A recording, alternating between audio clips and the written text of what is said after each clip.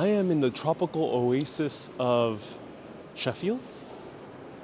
Yeah, I'm still in England. I didn't go to the Caribbean or South America. This is called the Winter Garden in Sheffield, which is the north of England in the region called Yorkshire, a very proud region. And this is the Winter Garden, which is literally the name. It's a garden for the winter that you'll make you feel like you're in the jungle. Today we're going to explore Sheffield, which I have no idea what the city is about, but we're going to find out.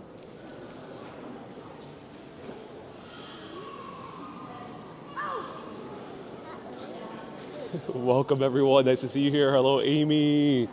So we are surrounded by tropical plants, which I did not expect to find in the city of Sheffield. And there's a mini fair carnival out here. And whilst I just stand it, so we're going out there, that's it.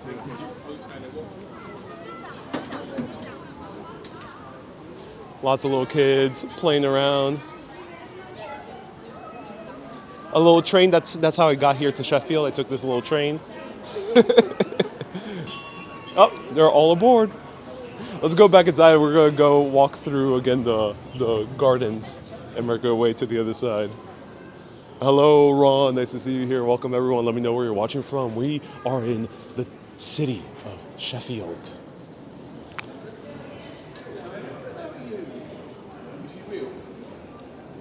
Ellen is in Rotterdam, not far from Sheffield. Oh, that's awesome. Hello, Christine. Good morning.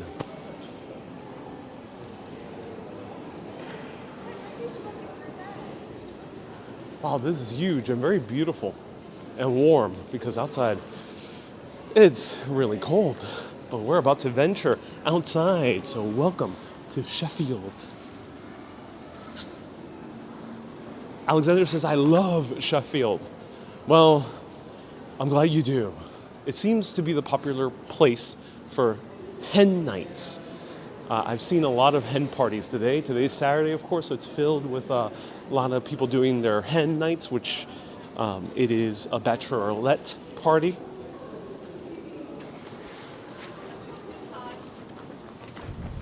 Ooh, okay. Away from the tropical oasis that was the Winter Garden and out into the cold steel city of Sheffield.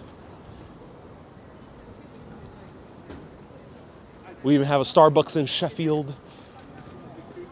We have beautiful buildings in Sheffield. There's roads in Sheffield. Oh my God.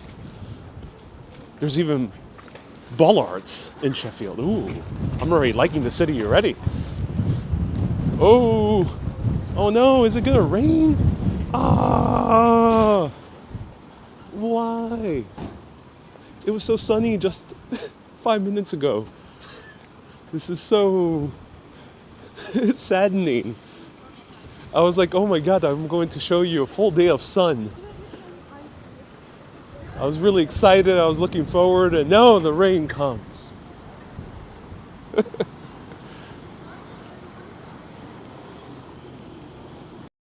I did not dress for the rain. All the forecasts said full sun the entire day. Ah. Oh my. All right, the show must go on. I didn't bring my umbrella or anything. So slam that like button right now. YouTube, there's something weird happening with YouTube, so now that many people are getting these videos. So slam that like button right now. It's one way to help that issue to resolve. And let's walk inside here. I don't know what this plaza is about. Susan, nice to see you here. Nicole, welcome.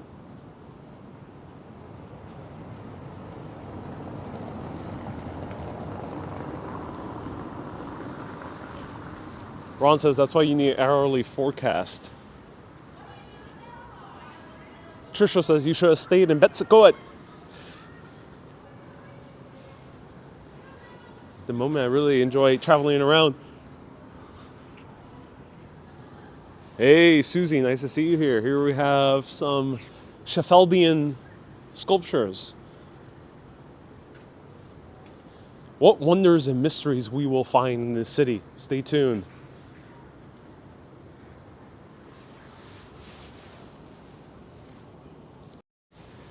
let me know if everyone's able to see me and hear me.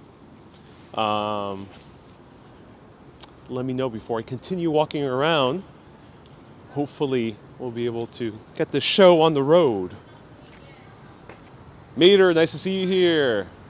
Lawrence, thank you so much for pressing that like button. Annette, welcome. So, for all the Sheffielders, Sheffieldites, don't know how to say the people of this place. I did no research on Sheffield. I tried to do research on Sheffield. I couldn't find barely a video on Sheffield on YouTube. Of course, I could have done some deep reading, look into the Sheffieldian history books, but I didn't even think I would come here.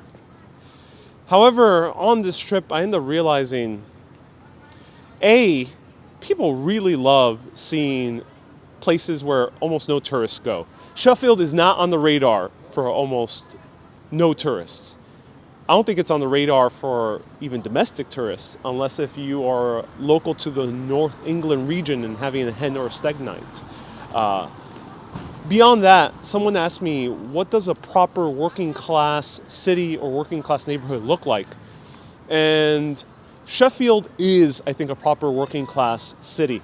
One of the main reasons is it's because it's called the Steel City. It used to be the center of the steel trade here in England.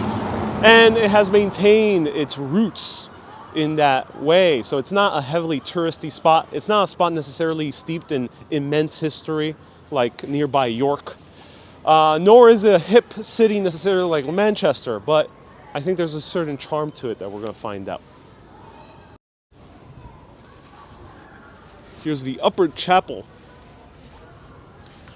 And let me put on my hat, because it's getting cold, and gloves.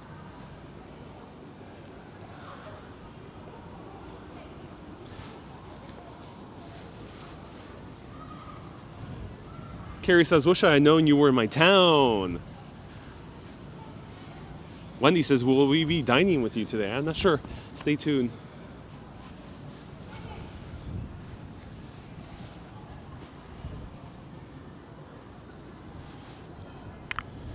Is it a gentrified industrial city? You know, Manchester definitely is. I'm not entirely sure about Sheffield. If anyone knows, let us know. Great question, Ron. Here's the upper chapel. This was a Unitarian church. The congregation was founded by James Fisher, who was a Sheffield parish church during the Commonwealth of England.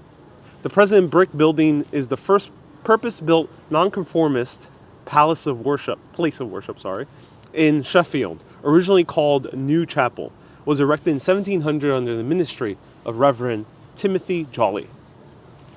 Fascinating. And from 1890s onwards, 16 stained glass windows were installed. 9 of them, all on the ground floor, were designed by Henry Holliday. If they're mentioning him, he must be somewhat known when it comes to steel glass. But I don't see too much steel glass on this current building. And I think it's closed, so we can't walk in.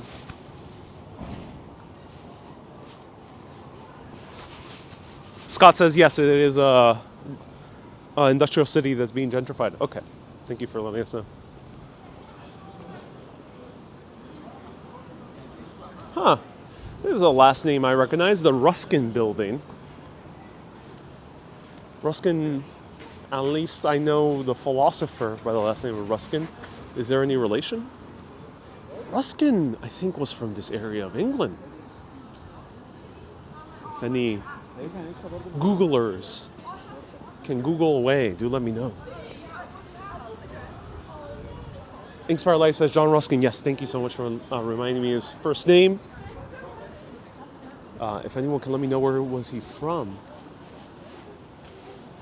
I love the buildings. Look at this. Hey, Doug, nice to see you. Christine said 500 stars. Thank you so much, Christine.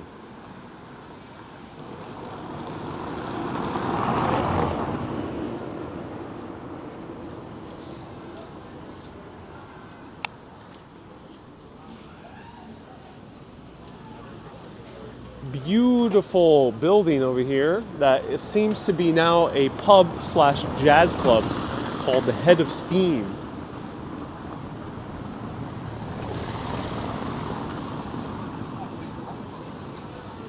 And lots of people partying on the Saturday. It is very vibrant in Sheffield in terms of the places. I went to have a coffee and cake earlier. Beautiful, amazing cake. Something that our fellow viewer Susie would love. Susie from Bushwick. And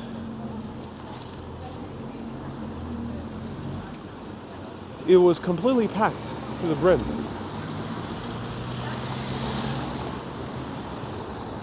Look at this. Mama's and Leonie's Pizzeria. This looks straight out of America. This looks straight out of Brooklyn. Look at that. Very kind of old school Italian spot.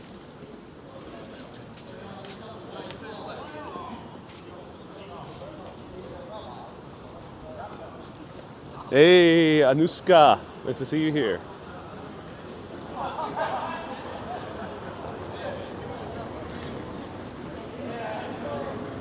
I remember Mama Leonie's in Times Square. Ooh, oh, so there was another Mama Leonie's in New York City. That's cool. Vic says, when is Urbanist returning to New York? Vic, this is my home now. Only spending an hour and a half in Sheffield, and I have decided I will become a Sheffielder. I'm a Yorkshire man now, so.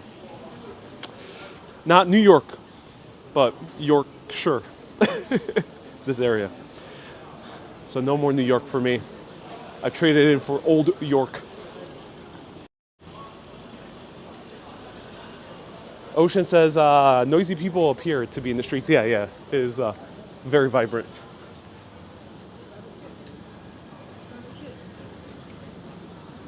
Irene, nice to see you here. Tuning in late. Sorry, Irene, I am late.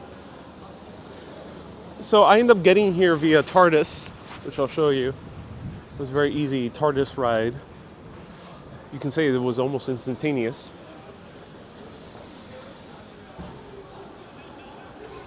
So I ended up taking this Tardis. My Tardis is green as opposed to Doctor Who, or the Doctor.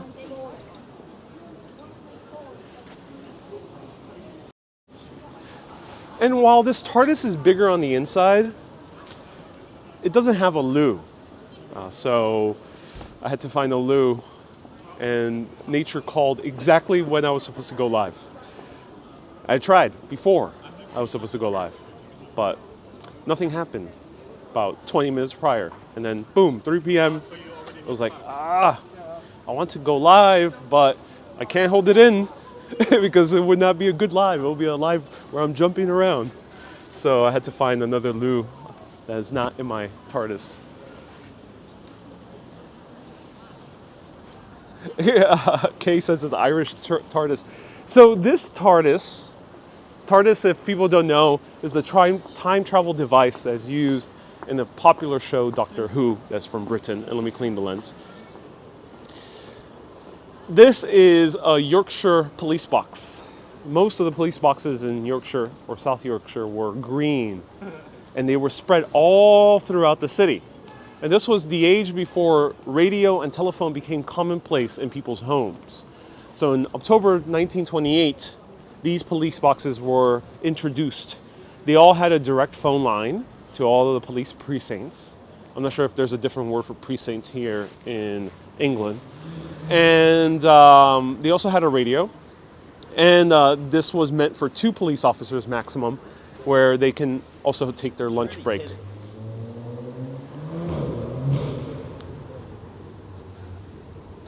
This is the only one that survives in the entire city. So the last surviving police box. Which is a shame, because they're cool structures. I think they could have been reused to become cafes. They could have been hotels, Airbnbs, concert venues, underground bunkers. They could have been a bunch of different uses. I mean, they're bigger on the inside anyway.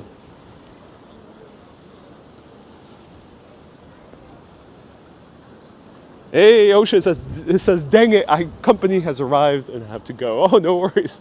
But I'm glad you're leaving it on. Thank you so much for tuning in. Put it on the big screen as you're with company.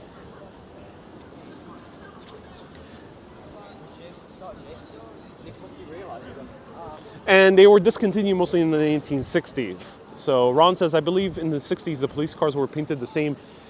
In Yorkshire? That's interesting. Cream police cars. Very unique color. I rarely encounter green police cars. Yellow is common, blue is common, red is common, and black.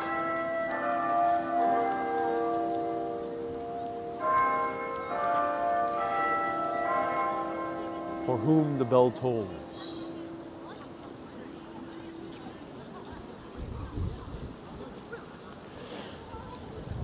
Cynthia says TJ Maxx? No.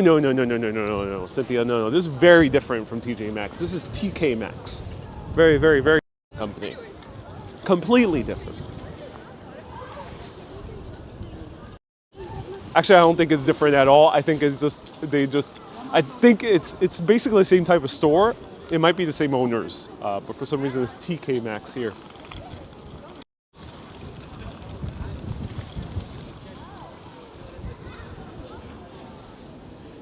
One of the churches we can see, there is the Sheffield Cathedral, which I'll find. Lawrence is saying no, TL Max is the best one.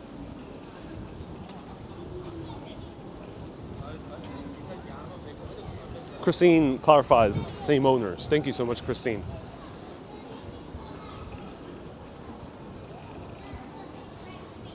All right, everyone, slam that like button if you're tuning in right now. On Facebook, share this video with relevant Facebook groups about England, about Sheffield specifically, about Yorkshire, about travel. And on YouTube, slam that like button. Let's see if we can cross 400 concurrents.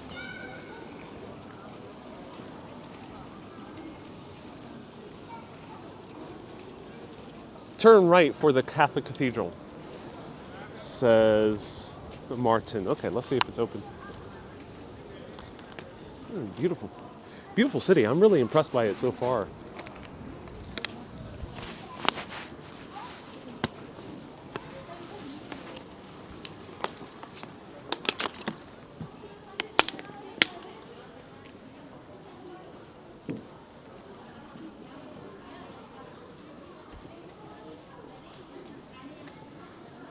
Ooh, sorry, I did not update the weather on Nightbot, so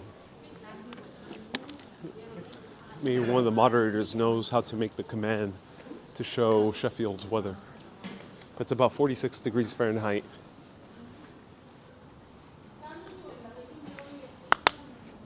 I think we can go in. This is the Cathedral Church of St. Mary. So this is the cathedral, the Catholic Cathedral of Sheffield. Surrounded by these very charming buildings. It's a clean city, says Christine. Oh yeah.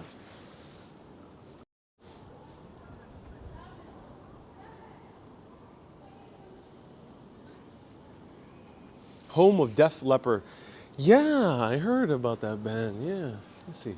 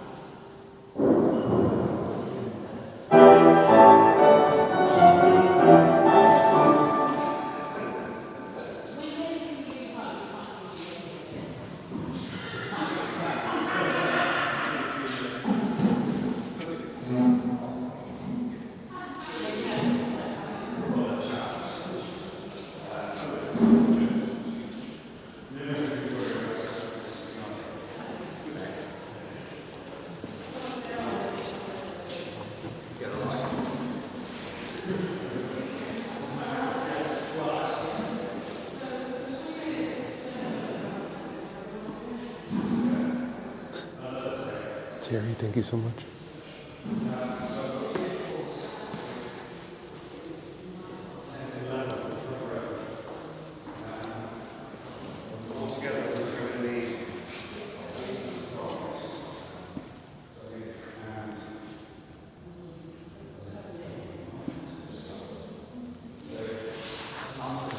Is that a Yorkshire Terrier? I don't know my dogs too well, so I know there's a breed from this region of England called Yorkshire Terrier. Maria says, light a candle. Okay, let me know. For whom? Is that the Tombs of Fine Squirrel? Yeah, it is. Oh.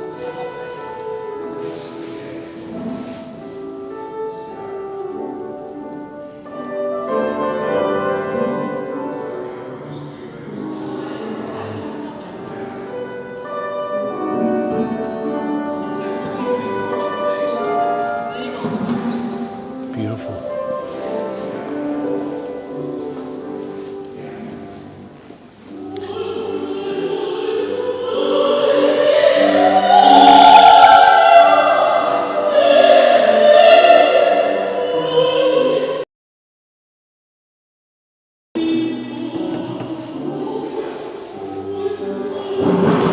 I gotta find the collection box. Is it in front?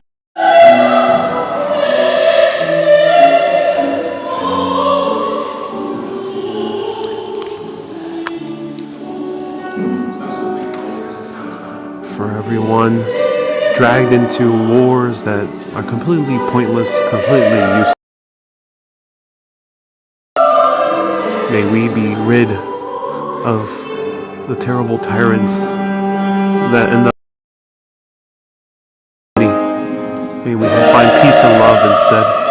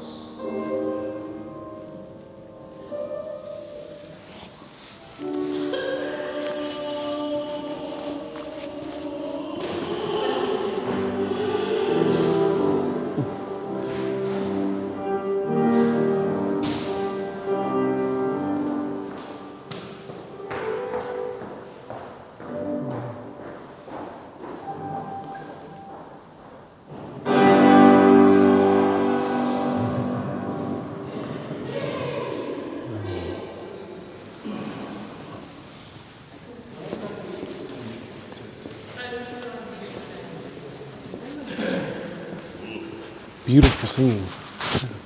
Amazing.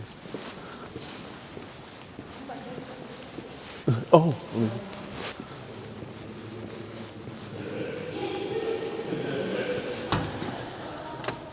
This way. Cool.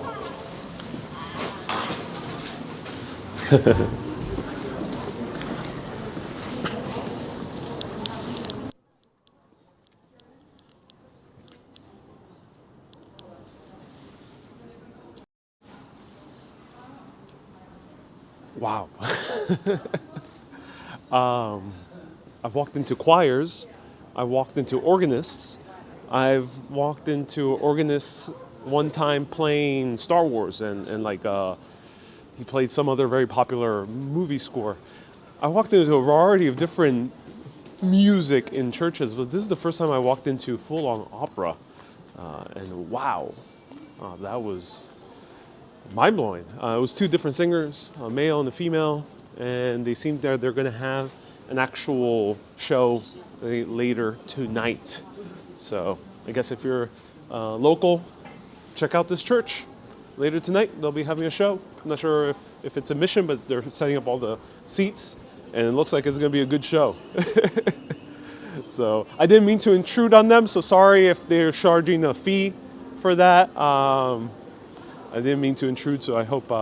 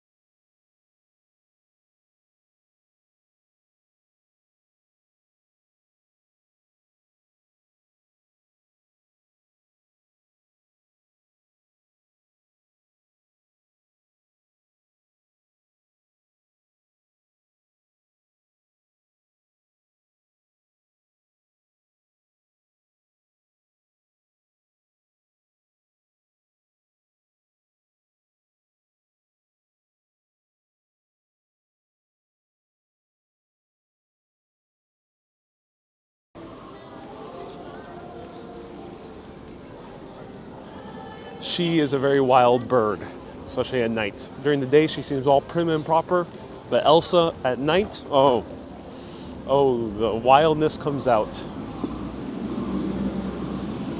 Frank is deathly afraid of her because of how crazy of a partier she is. Flying Squirrel says, feed the birds. Generally, it's not looked well upon to feed the birds in England. There might be even fines for that. So do mind, if anyone is a fan of feeding birds, do mind that. At least in London, I know there's fines. I'm not sure about here in Sheffield, but do mind that. All right, so let's wait until this passes. Oh, lots of cars passing. Oh, wait. There's a tram system here. That's really cool. A great transportation UK-based vlogger called Jeff Marshall actually has a vlog where he takes the entire tram system. It's really cool. Probably one of the very few videos you'll see on Sheffield.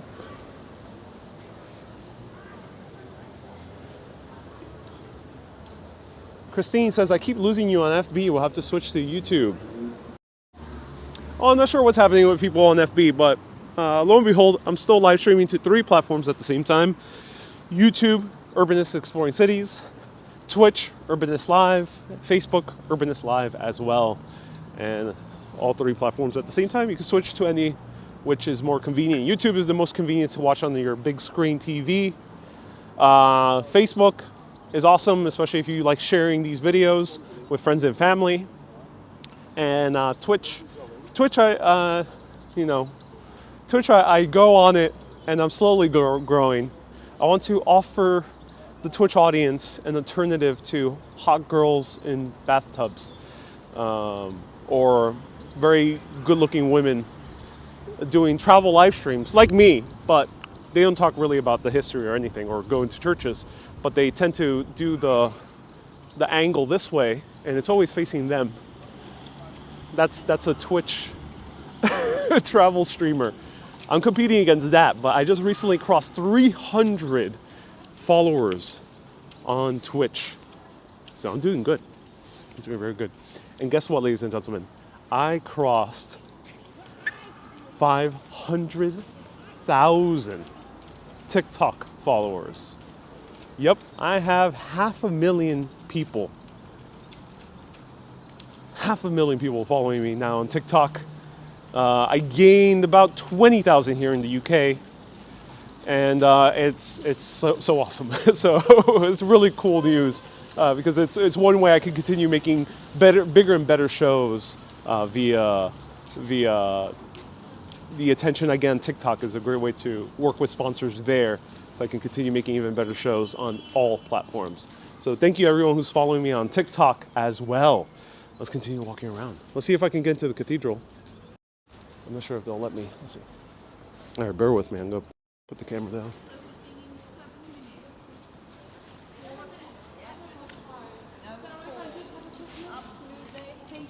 Hi. Just very quick. Okay, sure. Thank you. 4 o'clock. Okay, thank you. Okay. All right, everyone, this is the Sheffield Cathedral, if I'm correct. Yes, Sheffield Cathedral. Do let me know what denomination it is. We only have about 5 minutes, so we gotta go quick. Mershad asks, Assalamu alaikum, Mershad. What's my TikTok ID? Ariel Vieira, my name. Someone can write down ! TikTok. I'll find it. Wow, this is gorgeous. Look at this. Oh, and guess what? More music. Ooh, I love how England, the streets are filled with music. That's so cool. There's gonna be a concert.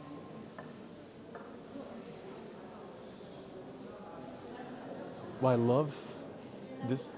This one is amazing because it is a combination of old Gothic architecture. You can tell that this is an old cathedral, but they have many modern elements. Very modern. I mean, like last 50 years.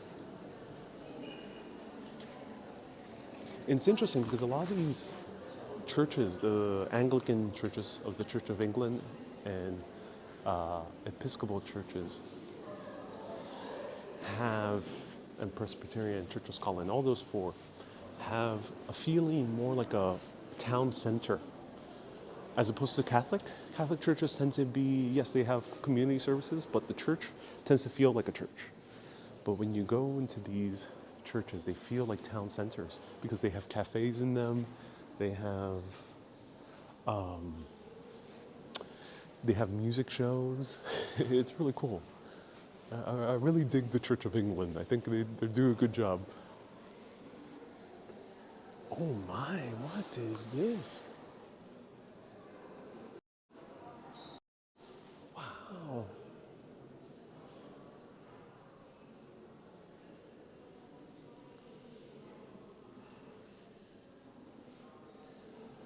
So cool.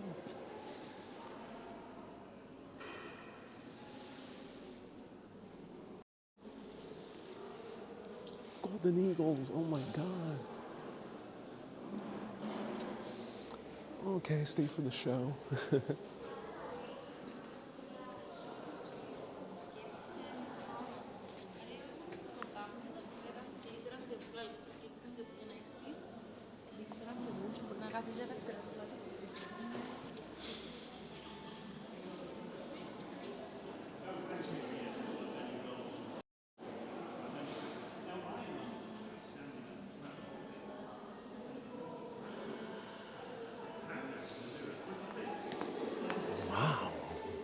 This cathedral is something else.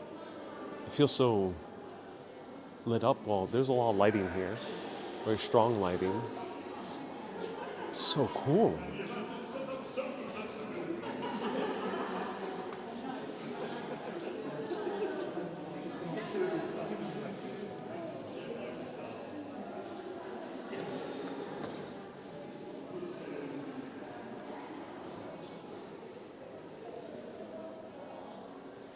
Oh, I love this.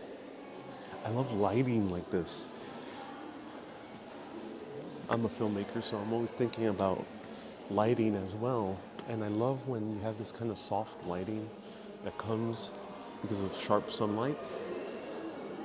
And because most of the surfaces are this kind of off-white or light gray, it kind of adds soft lighting to the entire atmosphere because of the reflection. It's a really cool look.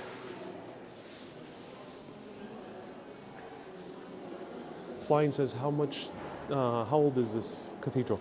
I don't know. As I mentioned, I didn't do any research on Sheffield. I came here on a whim. I was considering York. I was considering going to Liverpool. I was considering Blackpool, but my heart called to Sheffield. And if you watched my video yesterday, I told you that part of my process is following intuition. And actually Sheffield, I tried to do a quick search. A lot of the sites, it's not really worth visiting. There's not that much to see. Oh, well, if I followed logic, we wouldn't be experiencing this right now. The magic of Sheffield.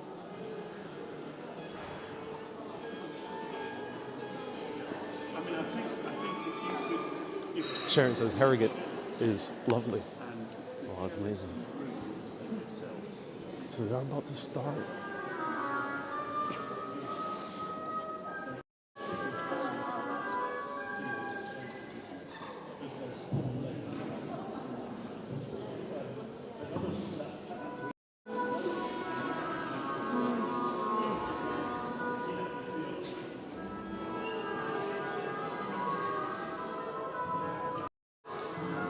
Hey, Joseph says, Ariel and all, my sister lives in Kiev. Oh, Kiev or Kiev, pardon the pronunciation, not sure exactly. But my heart goes out to you, Joseph, your sister-in-law. May she be safe. May she find refuge very quickly. My heart goes out to you. Round of hearts for Joseph's sister-in-law. So as I told you, cafeterias are integrated to a portion of these Anglican cathedrals. So it says the coffee shop is 100% independent, created by the cathedral for this cathedral, and the proceeds go to the cathedral itself. Wow. And there was a whole history here of Sheffield. Okay, so I did say I was going to go out by 4.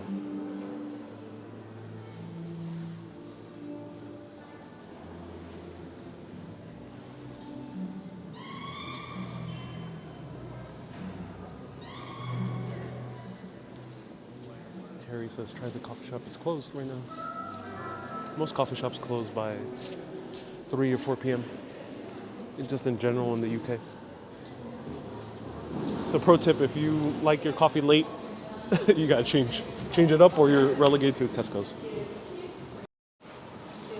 What time is the show? Now, and is there like tickets and admission?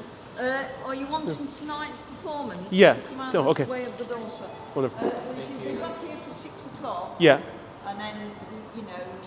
6 p.m. The tickets on I could get tickets online. Okay. the door. On the door. Yeah. Okay, perfect. Thank you so much. Okay. Have a good day. Online as well. Okay, thank you. All right, so there's 2 performances today. There is, let's see. I'm not sure what's happening right now, but there's Bach. There's 2 shows of Bach, 6:30 and 7:30. No, this is June 18. This is March 5th. There we go. Bach, the St. Matthew Passion. Tickets are £16. Really cool. And yeah, those are that's the show tonight. There's another show happening right now. So maybe it's like a pre-show or a matinee or something like that.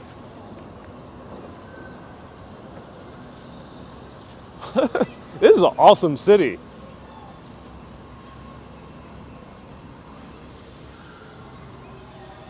Here's the cathedral from the outside.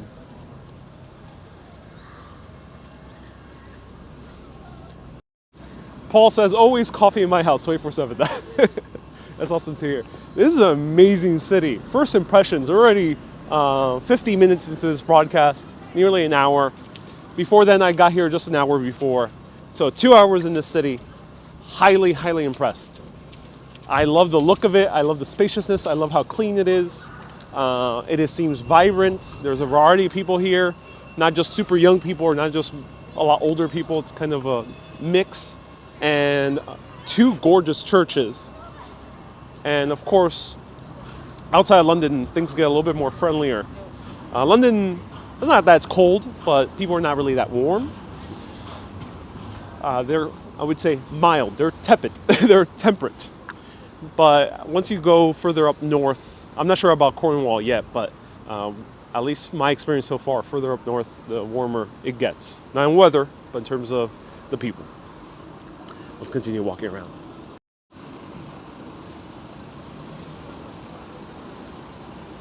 Oh, let me show you a little bit more of the architecture. Yeah.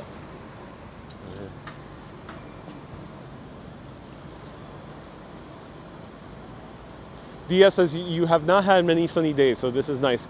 It is very, very nice.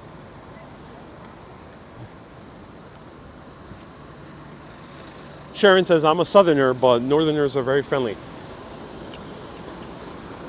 Yeah, my only experience in the south of England as far as Bristol, Bath, Somerset. I found the north a little bit more friendlier than that area. They're wonderful people, but I found here a little bit more warm.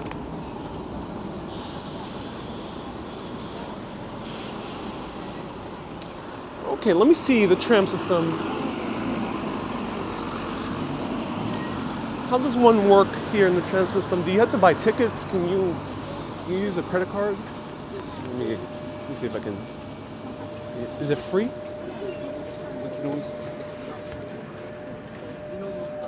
I don't see anything to like.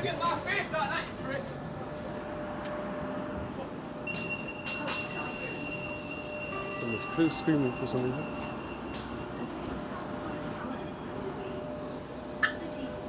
Contactless payments are now on board. Okay, cool. Oh, that's weird.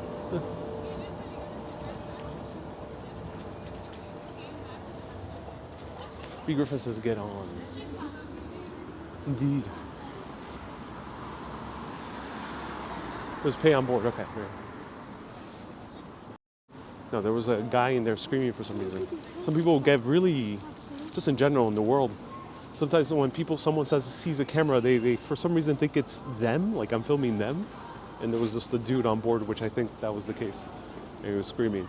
And it's so weird. It happens any place in the world. It really doesn't matter the culture. There's always, you encounter that one weird individual who thinks you're filming them. I'm like just passing through.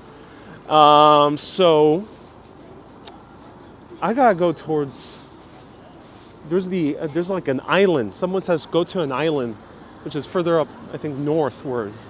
So maybe it's this way. Let's see. Let's check it out. And maybe we'll hop on the tram at some point, a little bit later. Stay tuned.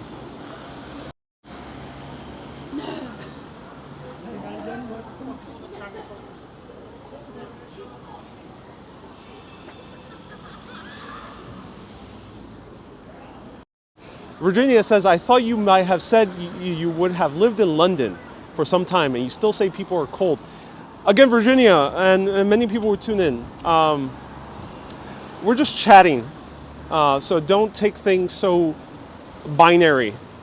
When I say a comment or observation, I'm not saying that either it's all bad or all good. There's room for nuance. And yes, people are a little bit friendlier outside London. Doesn't mean I hate London. Doesn't mean I used to love London and had terrible experiences in London. No. London is a big city. And the nature of big cities, generally, in the West at least, because I don't have experience yet in Pakistan, which I heard is different. But in the West, very big cities, especially once you cross 4 million, 5 million plus, the vibe changes. It's not going to be as warm as in smaller cities, or definitely in the countryside. It's just a general thing that I've observed walking around. Let me know if you observe the same thing for everyone tuning in.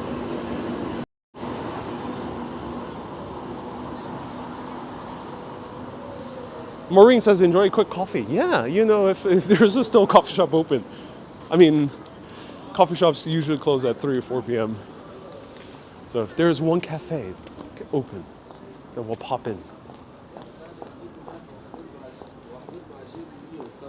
Tony says, Kellam Island. Yes, which way is Kellam Island? How do I get to Kellam Island?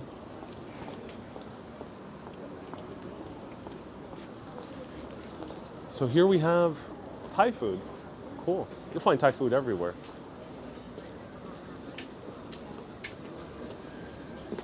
Maureen sent 1,000 stars.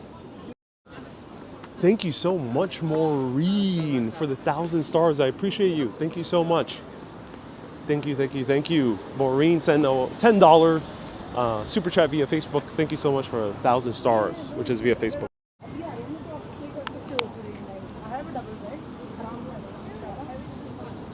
Chris, thank you so much for the stars as well. Nicole asked about cannabis. Is it legal? I don't know. I barely smell it. I've only smelled it maybe once or twice in this entire journey. Not as frequently as I do in New York. I am under the impression that no. Look at this place. Wow. They made this look like a fun house called Glory Holes. Oh, this is a mini golf course. What? That's crazy. Scott says, no, it's not. It's not legal. Thank you so much. B. Griffin says it's really $20. Yes, Facebook stars are being doubled through April.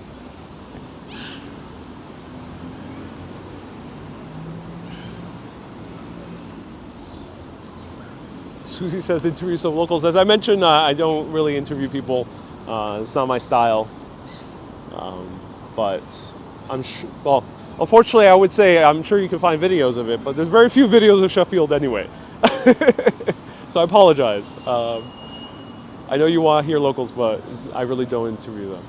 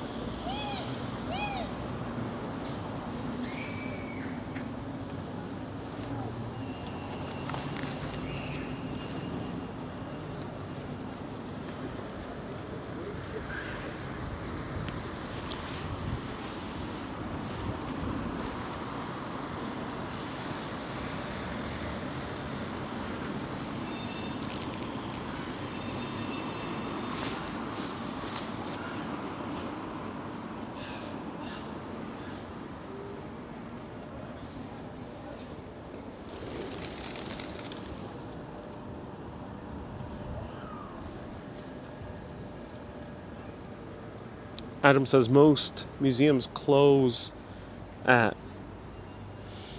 4 p.m. Well, they do.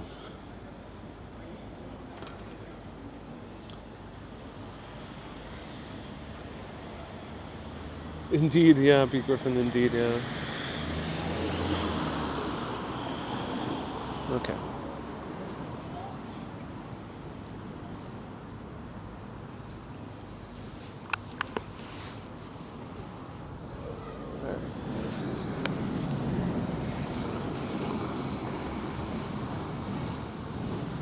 Elizabeth says, walk the other way. Okay, let's see. Just bear with me. Just gotta get oriented. Ah, there we go. Okay, now I know where I'm going. I got you. Okay. Cool. Now I know where I'm going. So I'm checking on my phone Google Maps.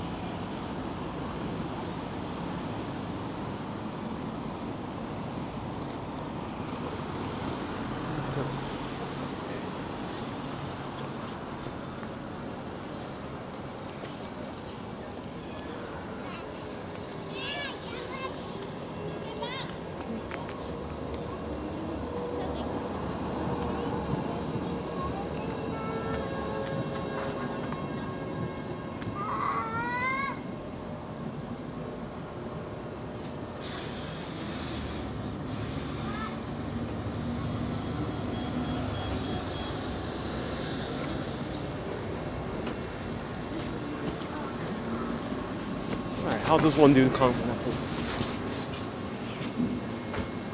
Excuse me, where does one pay contactless? Is it up front?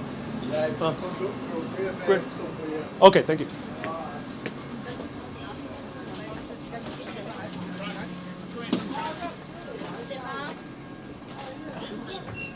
Hold tight, please. The next stop by request will be Hey, how do I pay for the tram? Okay, cool. for trams What would towards you like, sir? Just one ticket. Where are we going to? Not sure where. I was gonna go randomly. I'm going towards the Kiliman Island. Kelham Island. Yeah. Okay. If you just want a single ticket, that's £2. Okay, is there a limited day ticket? There is. It's 460. As many trips as you like on any tram. I'll have that one. No problem at all. Thank you so much. Paying by card? By card, yeah. Yeah, sure, no problem. Just over there for me then, please. Thank you very much, sir. Thank you so much. So that's any tram, any route, as many times as you wish till the end of service. Wonderful, perfect. No problem, sir. Thank you. All right, wonderful.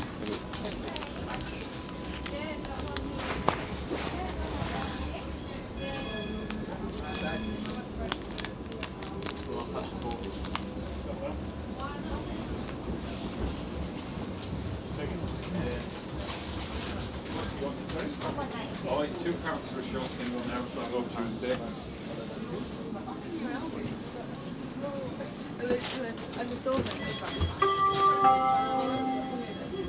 This is the yellow route service to Okay, cool. Middlewood Park and Ride. Some nice seats.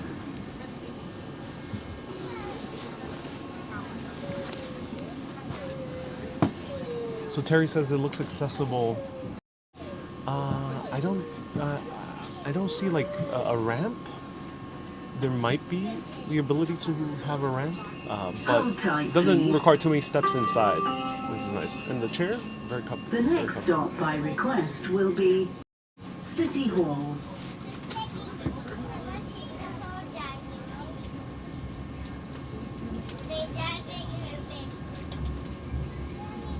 And a town single. Now you're...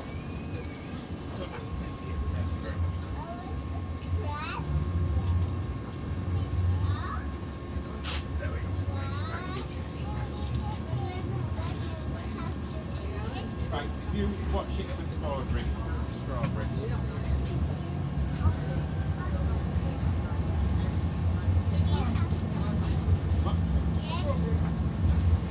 Elise. Tardis.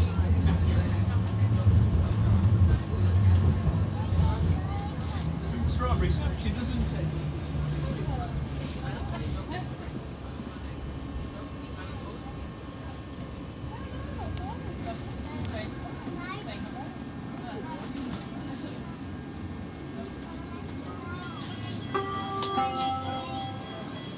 This is the yellow route service to Middlewood Park and Ride.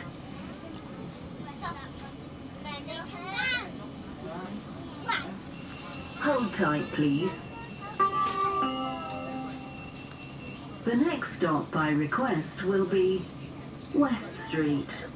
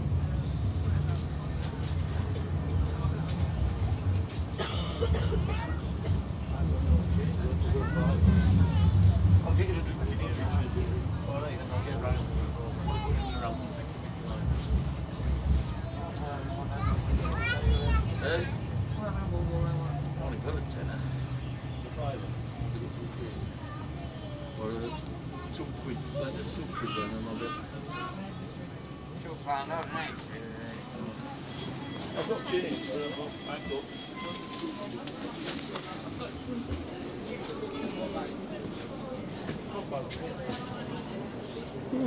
Nice. That's beautiful.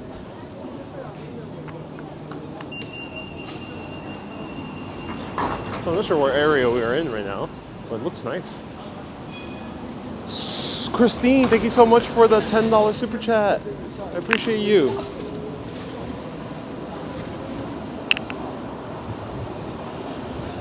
Okay.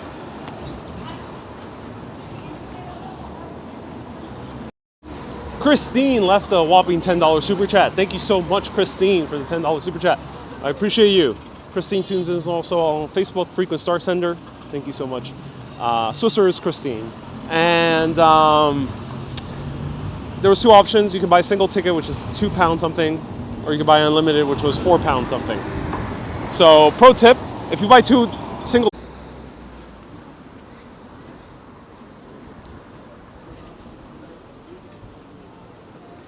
Susie says, come back. Get back where you once belonged. Boba Fett. Oh, I like your name, Boba Fett. Like it's the Boba Fett. Says, this is the area of the pubs. Cool. Un dato destacar en Sheffield es que una ciudad muy verde en la ciudad Europa, dice Manny. Gracias, Manny. Sí, es un buen dato. Y lo notado. So Manny says, one thing to note is that Sheffield is among the greenest cities in all of Europe, especially in the amount of trees it has within the city itself. Right now we don't see too many trees, but I'm sure that there's a lot more trees in the other side streets. This is a nice area.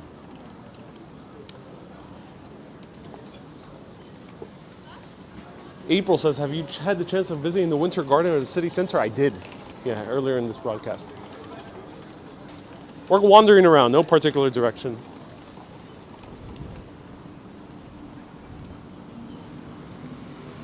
Full Monty, a lot of people are mentioning it.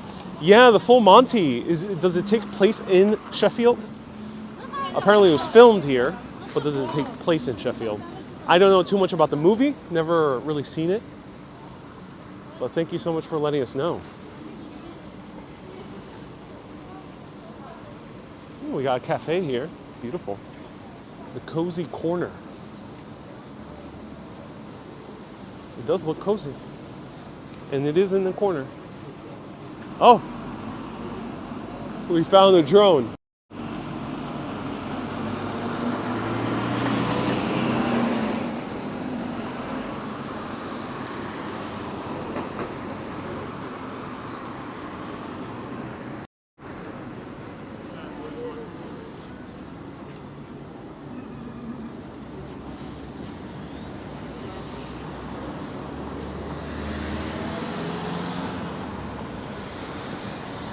Someone's filming this area.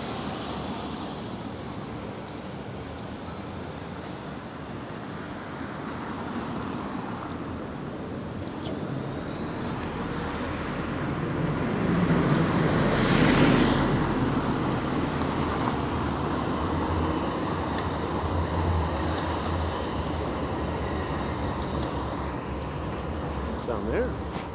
Let's check it out.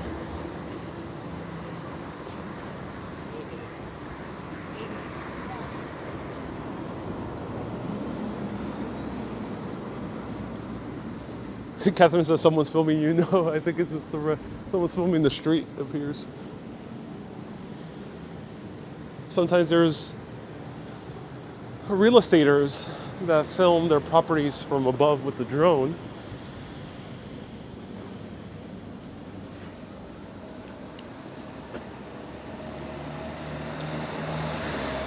B. Griffin says BRB. Thank you so much for tuning in, B. Griffin.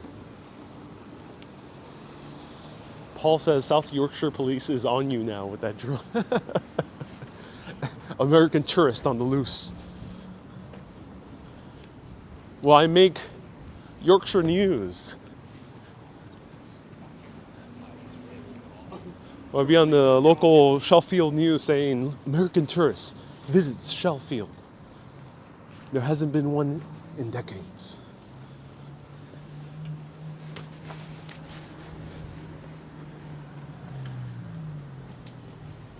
Teresa says, I see a church. Yes. Looks like a nice church. So this is the University of Sheffield area.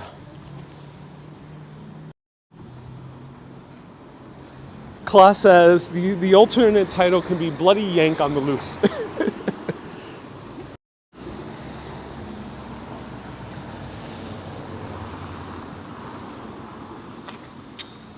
Janet says no notification again. Yeah, I'm not sure what's happening. I am on the schedule 3 p.m. Sorry I was a bit late, but always check in about 10 minutes after, just in case. Sometimes it's tricky to go exactly on time. Some people do it, but they're either go live anywhere or they plan a whole lot in advance. I tend not to be so planned.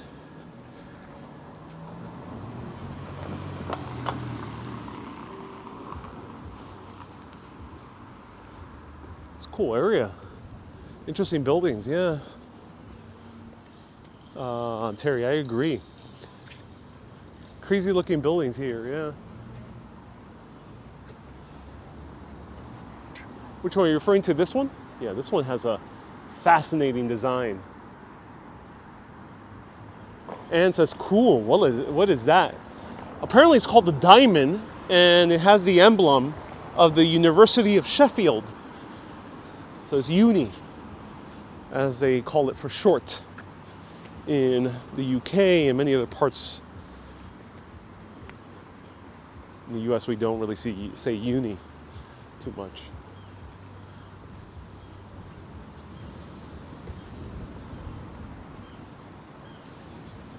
Someone tried to drive through, busting one of the bollards and going into the church.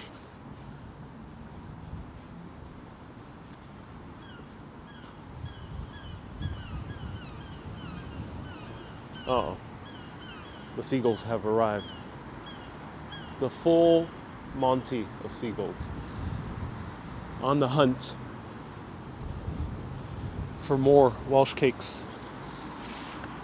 No, it's closed. Closed, unfortunately.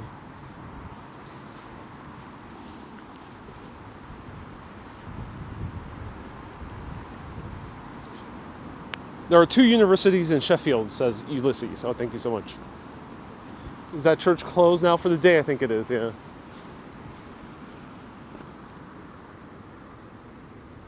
Church is now a lecture theater, says Roger Moore. Roger, thank you so much for tuning in. I'm glad that we have James Bond tuning in. Thank you so much. Amazing.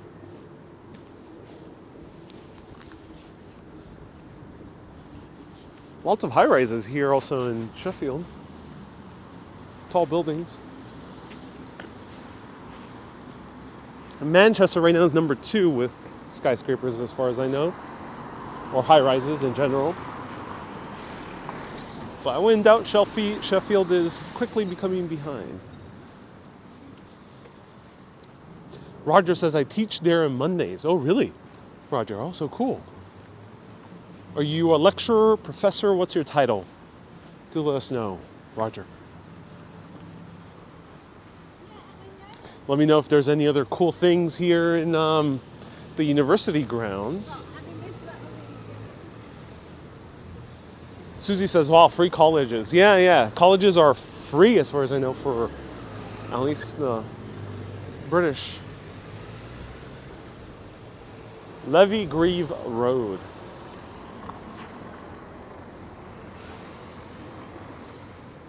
You are here. Susu says, that was a beautiful train station in Sheffield. Glad to see another spectacular adventure. Yes.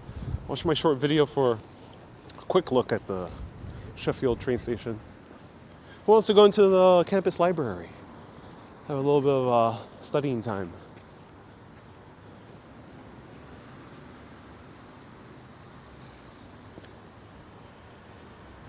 Janice says full Monty means dancing without clothes. Oh, okay, interesting. Thank you.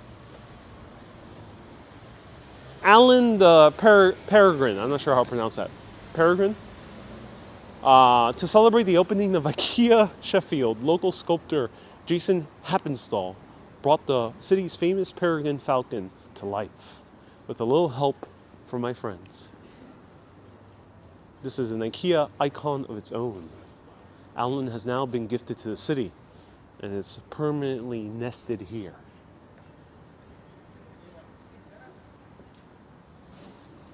There we go. Cool.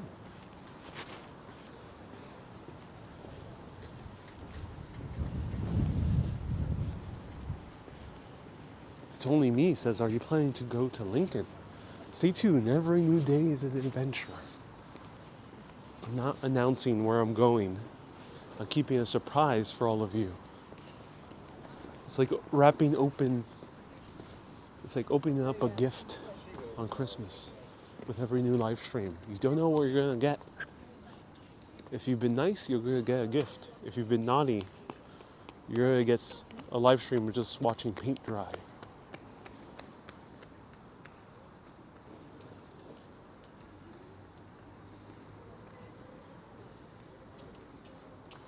Macaulay says, this is glorious. I'm glad Macaulay's. It is quite glorious.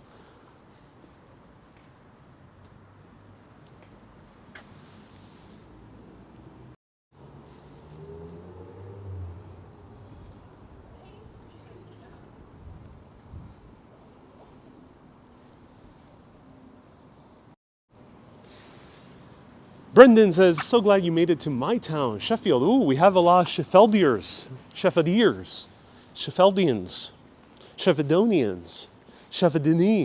I'm not sure how to say. Please let me know or the proper way of calling someone from Sheffield. But I'm glad we have a lot of people from Sheffield tuning in. Sarah says, this is my city. Yep, the Steel City. That's the nickname. Sarah as well. Wow, we have a lot of locals. That's awesome.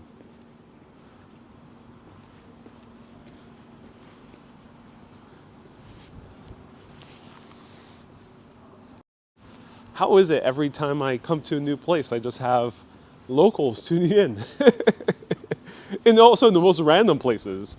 Like I've been to Maine, I had locals tuning in. When I went to Helsinki for some reason, I found out that I had a lot of Finnish viewers. Bucharest, I had a librarian who tunes in, came rushing out of the library while I was walking around Bucharest to say hello. So many viewers from these places I would not expect, so thank you so much for tuning in. Someone from Sheffield is called Dada. Ooh, I'm not sure what that means. Sandra says, looking good. Thank you so much, Sandra. It is the Sheffield glow. That's what I'm having right now. The city's nice. It's a nice city. You must go to the Lake District. You know, I passed by the Peaks District on the train. It was really cool to see. A lot of the train ride looked like the Windows XP wallpaper.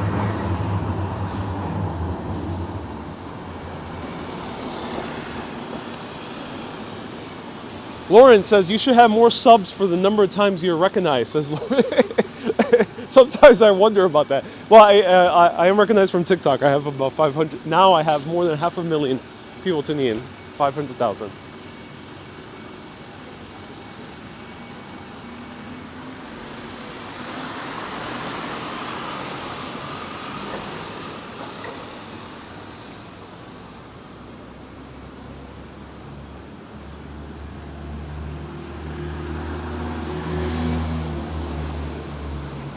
Brendan says, West Street is a good place for food. Ecclesall Road is a great place for bars and restaurants. And London Road is great to visit. Thank you so much for the recommendations. I have no idea where those are located, but thank you so much. I appreciate that, Brendan. You're awesome for doing that.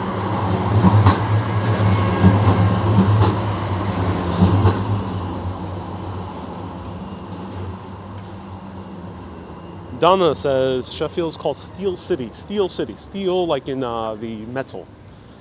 Was the construction material. It's because it was made here, steel. Not because of, it's not dangerous. I feel safe in this city.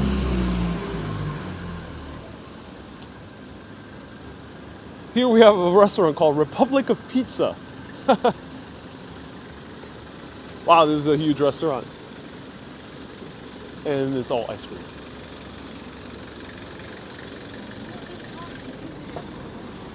It's funny.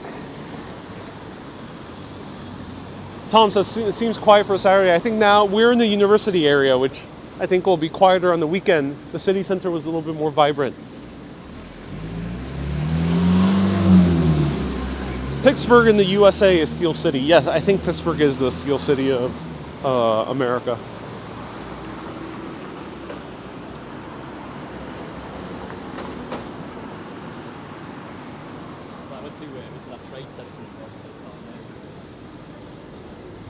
Okay.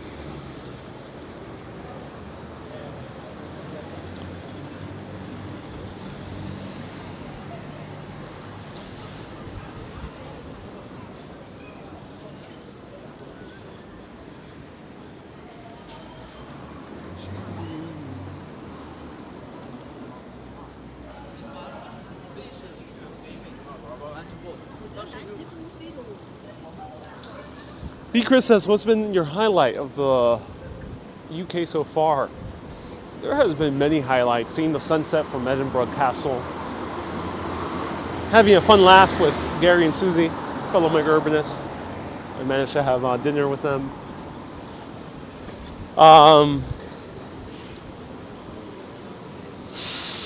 met a lovely urbanist who's also has worked with BBC a lot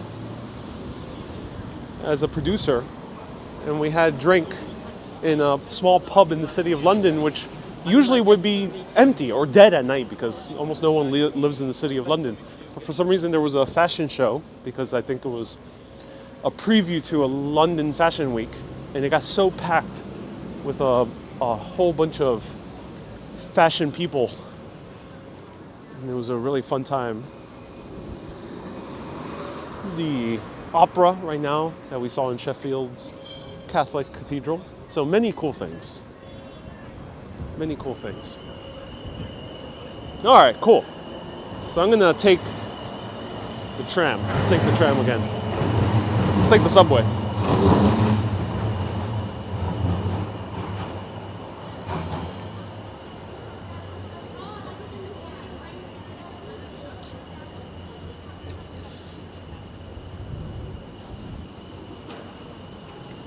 Streets look pretty clean here, says B. Chris. Oh yeah.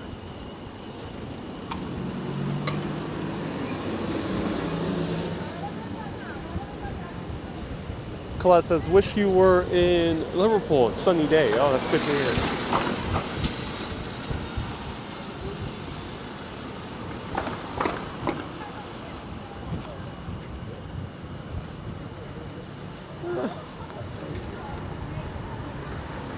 Tom says, you're squeezing so much, aren't you feeling tired? It's all about balance, Tom. No, I'm not feeling too tired. I'm just waiting for the cars to pass. I want to cross. Okay.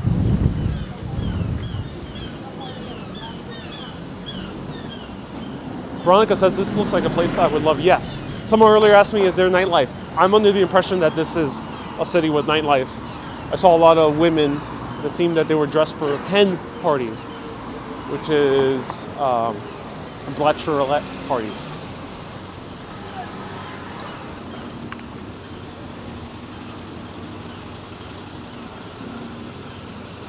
Cool.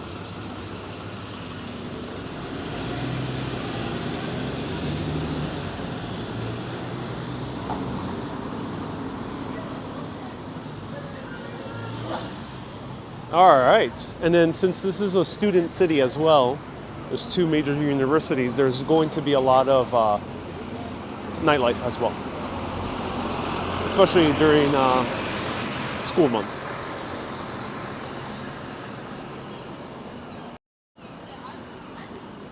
Okay, everyone, so I'm going to wait for the tram, so feel free to ask me anything. We have about 6 minutes left for the tram. Enjoy the views of the street as we chat. And Tesco's is right behind me. Yeah, it's a British supermarket.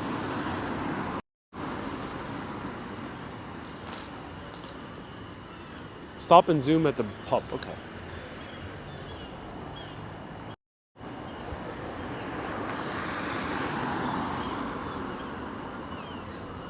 Far side, sure thing. Student says, I was hoping you ride the tram. I already did once, but this is going to be the second time in the broadcast, riding the tram. Hope you run into Alex Turner. I don't know who he is, Pablo. A few people have mentioned him.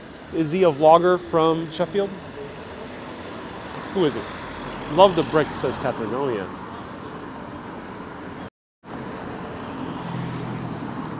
Wendy says, are you ending the stream? No, there's still more.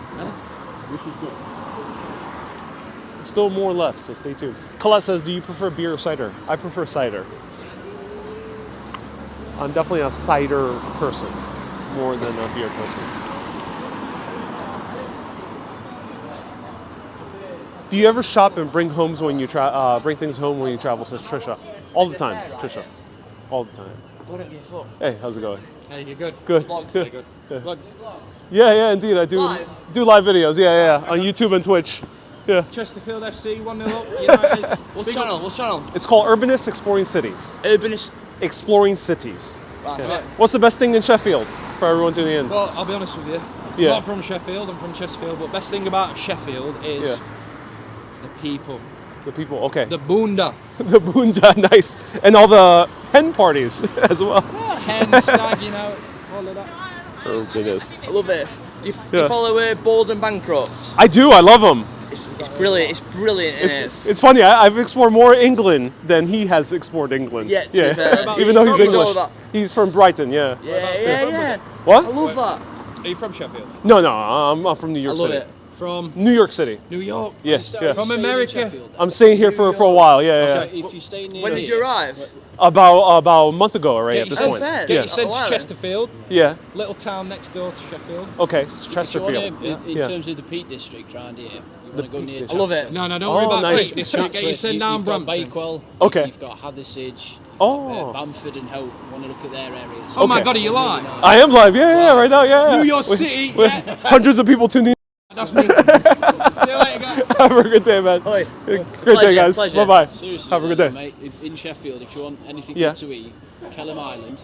Caroline, that's So the they direction I'm have heading. Like food halls and peddlers market and stuff Ooh. like that. Really nice. Very cool. So, Awesome, man. 9 or 10 restaurants in one place. All right, thank you so much. Have a good day. Bye bye. Thank you.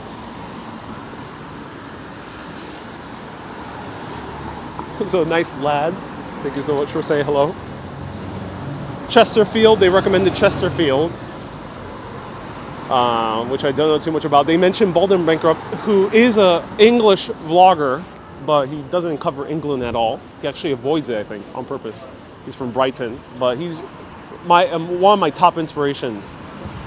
One of the, I think, the best vloggers in travel right now is Baldwin Bankrupt.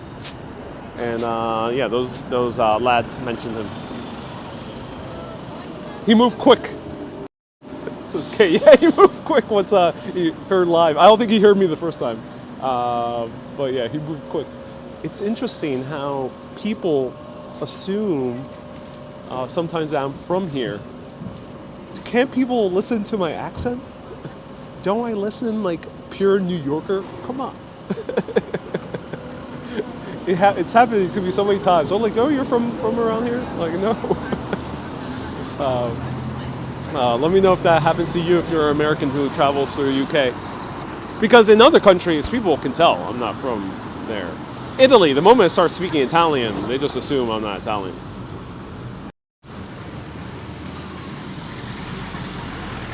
Trisha says, who did I mention who was a popular vlogger? Yeah, those guys also mentioned them. His name is Bald and Bankrupt. Bald as in no hair. Bankrupt as in no money. I think he's anything but bankrupt now. He has like 3 million followers.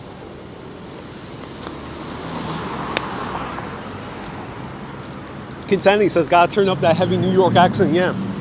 Dead ass, I gotta turn up that New York accent.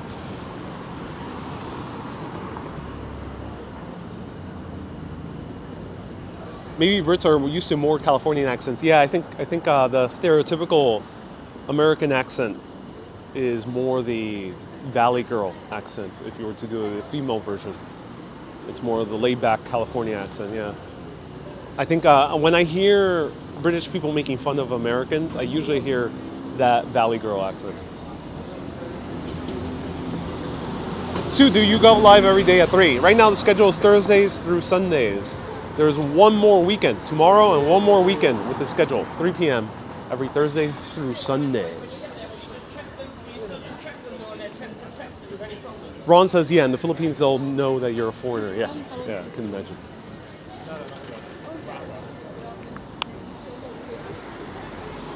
B. Chris says, my New York accent is not that obvious. No. We got one more minute. So the guy actually mentioned the place that I want to show you. So B. Chris says my New York accent is not that obvious. I did a video where I entered Glasgow and I was so blown away by Glasgow. Just entering, getting off the train. I was pleasantly surprised by it. Me too. And yeah, awesome. And I was like, oh wow, this is such a beautiful city. And I do this TikTok and I ask people what's great to do in Glasgow. And I think we see another hen party. Another hen party.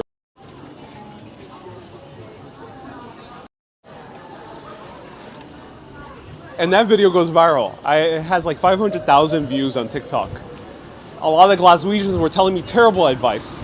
The worst things you could do in Glasgow. And many of them were telling me to turn around. So a lot of the Glaswegians don't have a high opinion of their own city. Or also the Scots, or the Glaswegians specifically, tend to be very sarcastic too. So I got many comments, and these I think were more genuine than sarcasm, saying, are you making up that American accent? Some people were genuinely thinking I was a Scotsman, putting on an American accent, raving about the beauty of Glasgow, because they thought I was being sarcastic. And at that moment, I was not being sarcastic. I genuinely was really impressed by Glasgow. And they thought I was a Scotsman being sarcastic.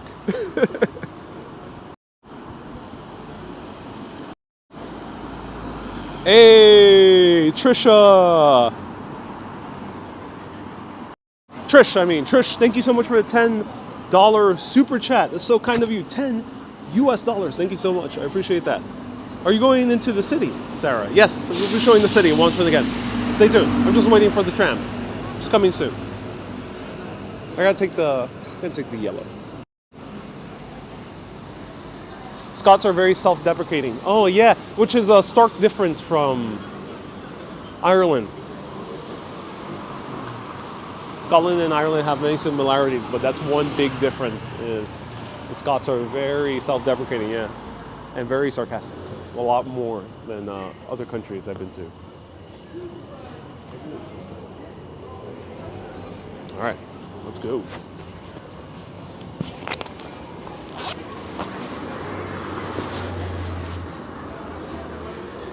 Tom says Scotland is very people are cynical. Yes, I consider that too. It makes for a good laugh, a good time, in a different way.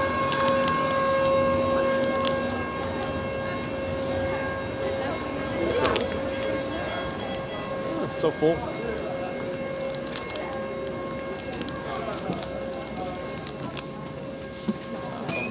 Hold on, please. The next stop by request will be University for West End Hospitals. Thank you.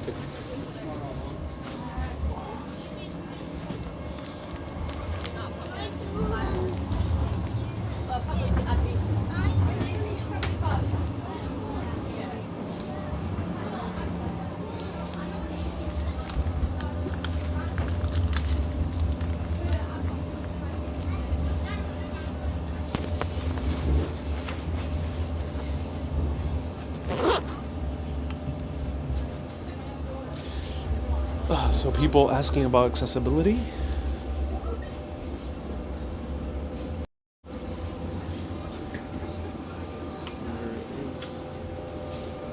Hey, how's it going? Good. Good. Don't normally allow filming on trams. Oh, they don't. Oh, okay. Just keep it to a minimum. Okay. All right. Cool. We'll do. But I've seen people on YouTube film from inside the tram before. Yeah. But no one listens. But just try and be wary. They might tell you off if you film. Okay. Yeah. That makes sense. It's Yeah. not bad at all. But yeah, generally, it's not a bother in most places in England. Yeah.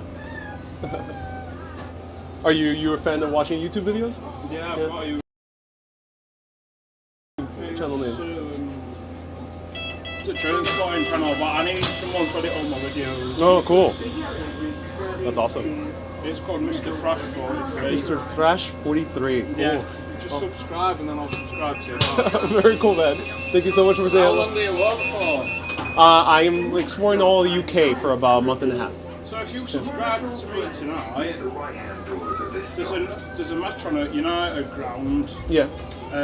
on Tuesday. And if you wanted to, you could do some filming round there Oh, cool. on a Tuesday night from Tunnel. about 5:30 onwards. Right. You could do that. But just keep it to a minimum so that people don't see you. What's your favorite thing about Sheffield? Yeah. Sheffield United.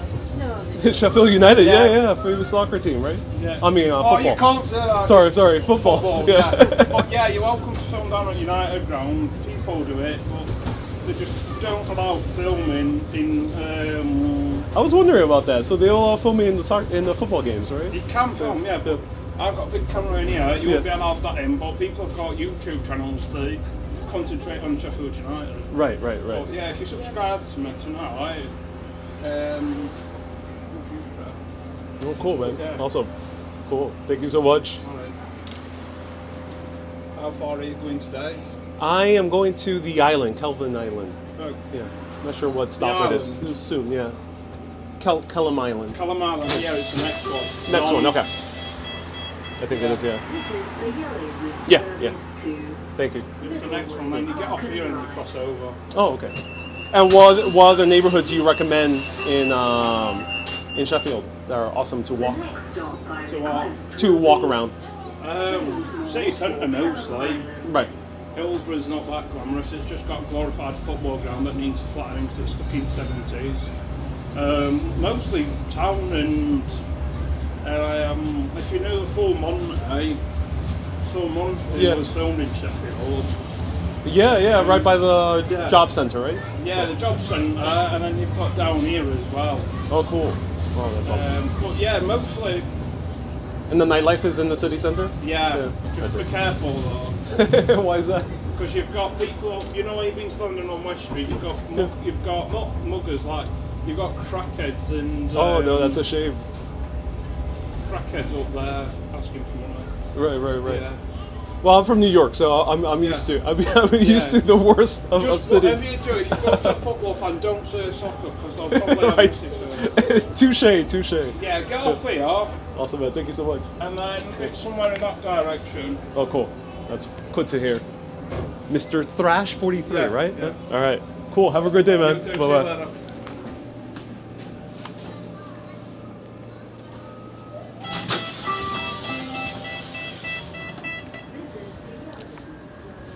Sounds more.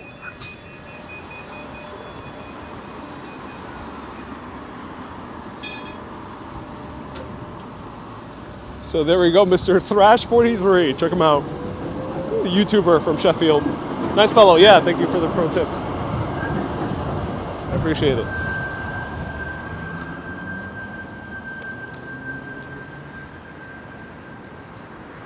I'm so glad we passed the tunnel and we luckily had service throughout. I see it. There we go. Down that way.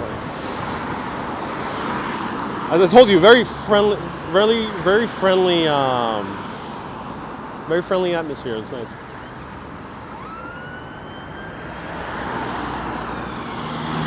Hard to understand, but helpful, says Janice. So he basically said, I'll retread, but maybe this pass.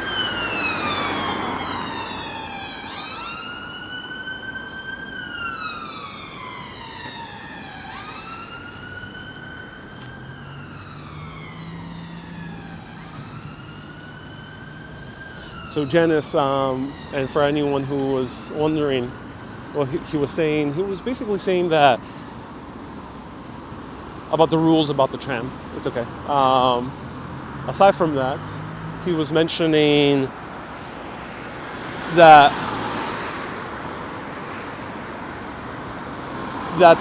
most of the nightlife is around the city center, one of the best places to walk around. He says unfortunately there's a lot of homeless or junkies, people who abuse drugs in the city center. He said watch out, especially later at night. And that was basically the gist, he said.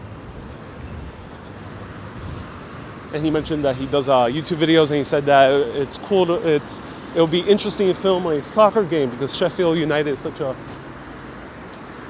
a big deal here.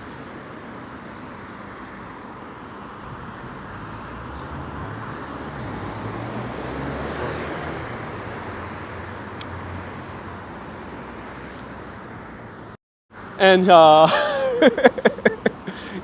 when I said soccer, it was like, oh. And he said, he later told me, soccer to a heavy football fan.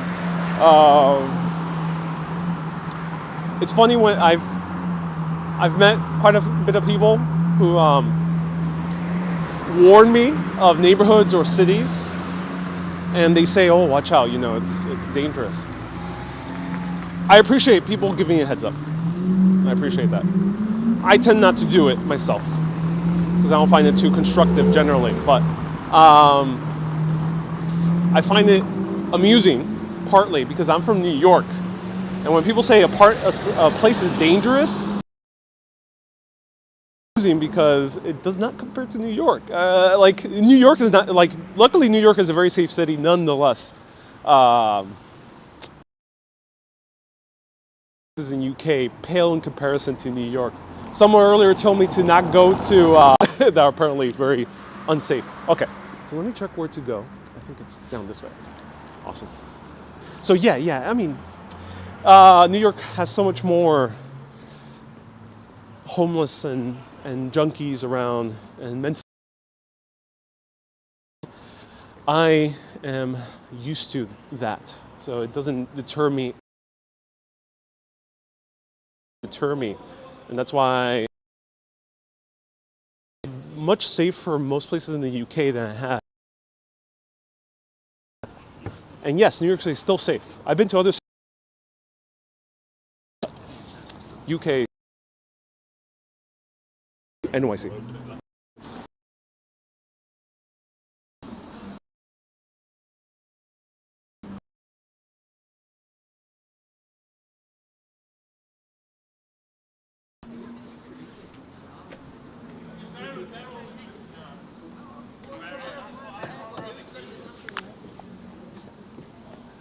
Okay, which way do I go? Oh, I see. Kay says you just have to be street smart. Yeah, same thing. I got a lot of comments in Dublin. People saying, oh, watch out with Dublin. Yeah, I mean, also Dublin pales in comparison to New York. The worst parts of Dublin are even better than, say, Times Square. So Kay says just be street smart. Yeah, just follow street smarts.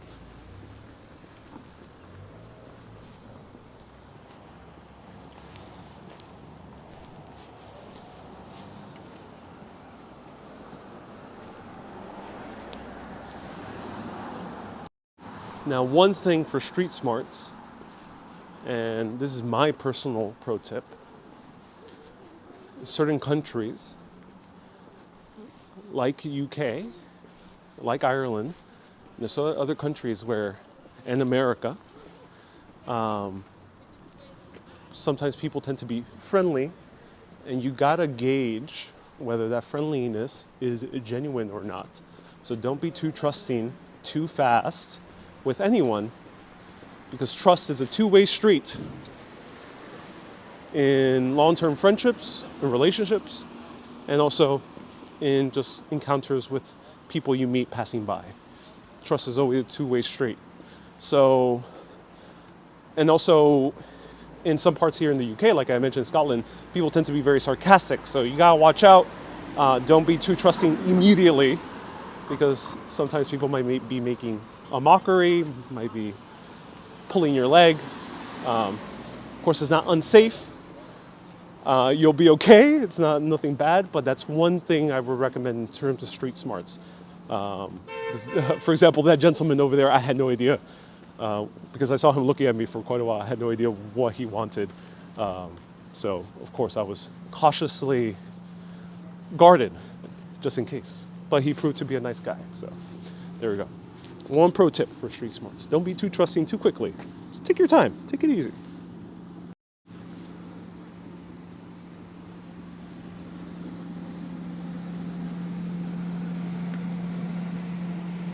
So this is an interesting area. This kind of looks more like a Williamsburg, or like a parts of East Williamsburg. Very interesting.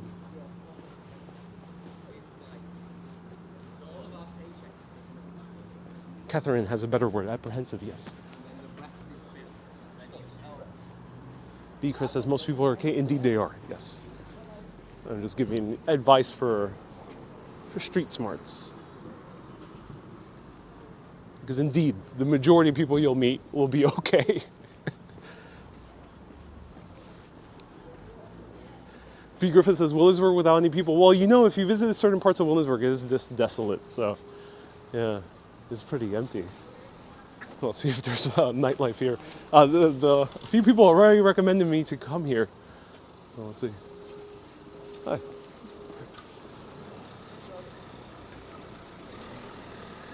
Nice little apartment blocks.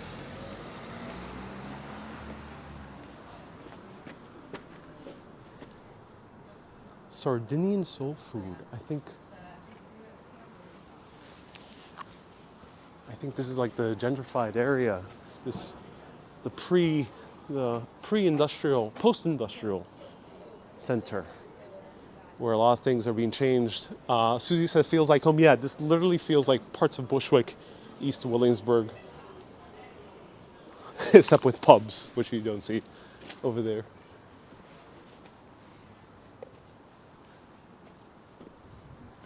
Are you trying any food, says Maria? Maybe stay tuned. I'm not sure. I always play it by ear, as we say in America, which means just going with the flow.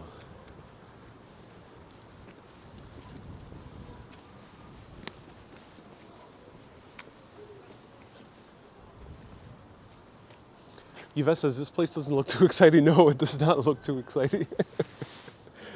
not that much, no. It's a bit sleepy.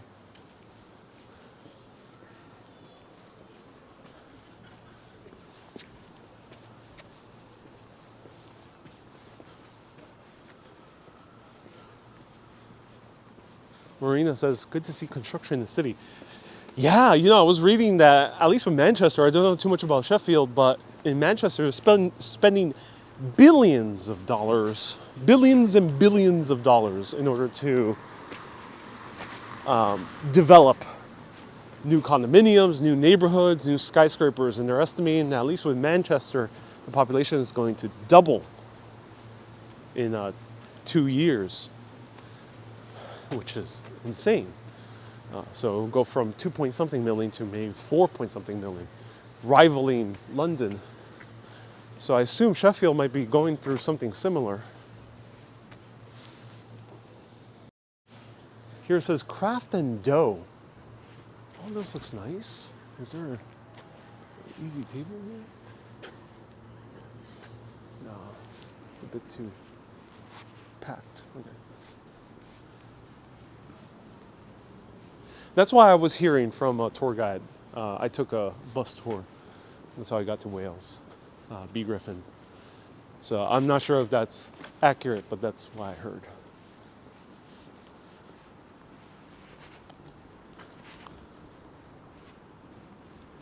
Random restaurants here. Hello, is anyone out there? Out there, out there, out there.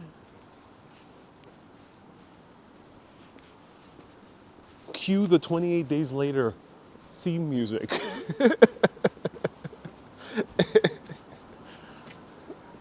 Sometimes gentrified neighborhoods are scarier than the. So, okay, Google, play 28 Days Later theme song.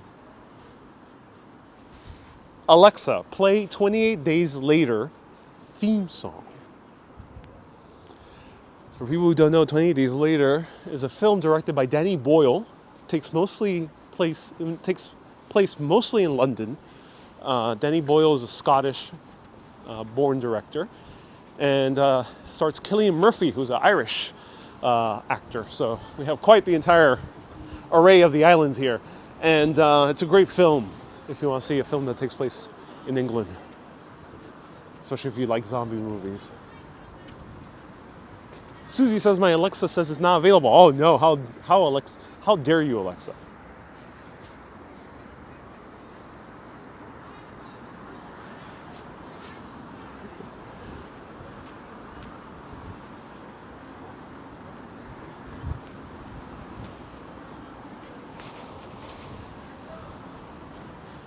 Twilight Zone theme suits it better. Colette says, who recommended? A few people I chatted with. A few of the lads we met at the tram stop. But before then, I had a few people recommend it to me when I chatted. I asked someone at the cafe.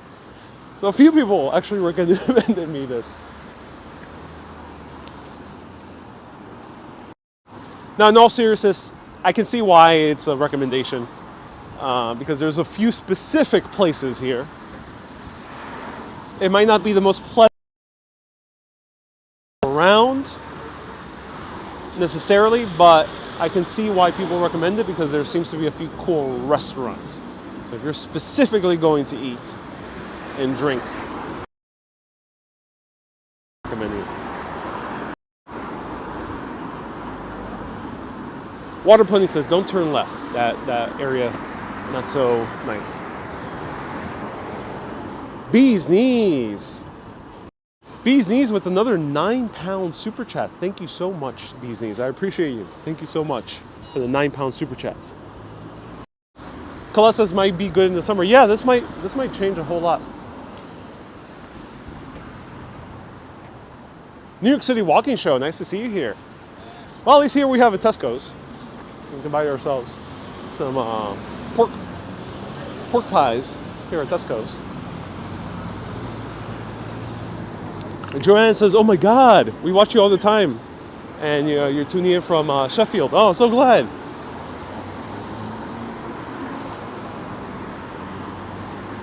Okay, that was interesting. That was Kellam Island, ladies and gentlemen. Let's go back to the heart of the city. One last stop to the heart of the city.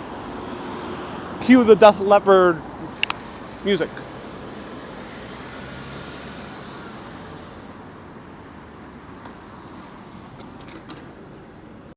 Suzanne says, I missed all the cafes and places to eat. Where are they? Suzanne. I don't see them. Was there another main street here? Let me know. Tony said head to the tall chimney. Oh, that area. Oh, okay, I see. That area. Cool. Thank you so much for a recommendation. But the city center is calling calling my name. I'll go back to the city center. Let's go. But first we gotta play Frogger. Who's very good at Frogger? Let me know.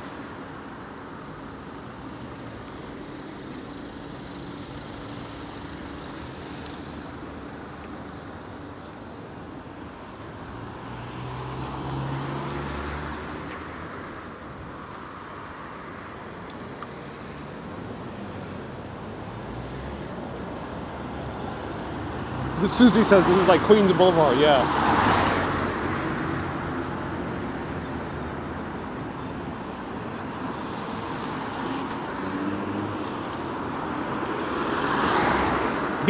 Guy Tweedy says Sheffield is known for its precision engineering. Oh yeah.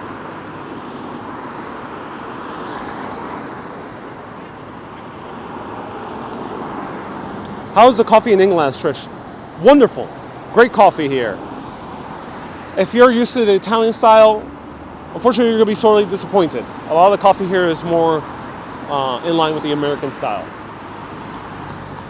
So it's going to taste weaker if you're used to Italian coffee, or if you're used to Caribbean coffee. However, if you like your coffee from New York, from many parts of America, or say France, or the Nordic countries, you're going to love the coffee here. I found very good coffee almost everywhere I've been. I've luckily have not encountered terrible coffee, even at restaurants. They have good coffee. B. Griffith says, I saw a cafe earlier. Yeah, there was a cafe earlier. And then called me. It looked nice. Wasn't calling my name. Wasn't beckoning me to come like a siren in the midst of the Aegean Sea.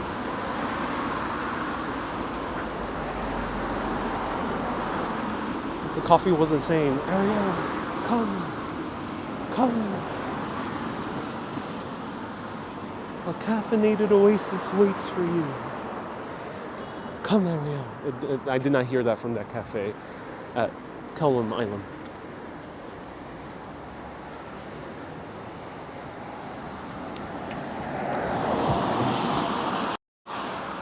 Yeah, when it comes to traveling, it's okay. Everyone has different tastes.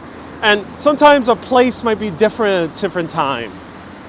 So like, for example, if you go to Williamsburg, Brooklyn on Tuesday, midday, especially in the wintertime, it's going to seem very boring. I've tried to do live streams in Williamsburg, Brooklyn, one of my favorite neighborhoods in New York, on a weekday. And it's very boring, especially if it's wintertime. It's okay. This happens in any city. And it's okay to feel not so enthused. Remember, it's okay. Don't judge yourself for not being enthused. That's the key to having a good time while traveling. Don't judge yourself for not liking something that people tell you you're supposed to like. No one told me to go to Sheffield, but I came here nonetheless, and I'm really enjoying it.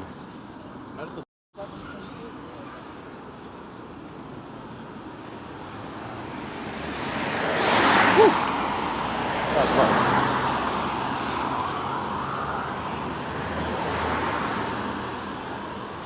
B. Griffith says, I can attest that about Williamsburg. Angela says, I love this video. Inspire Life says, great wander. I'm so glad you're enjoying that. Thank you so much, Inspire Life. Jason, thank you so much for tuning in.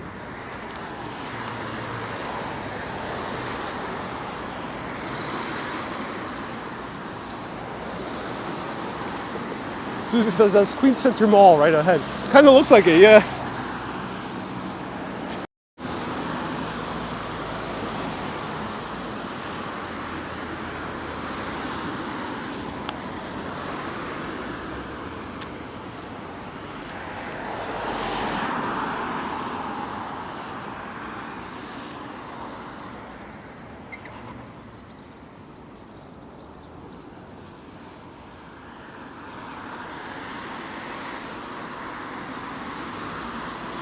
It's sunset time, says Sally. Yeah, it is.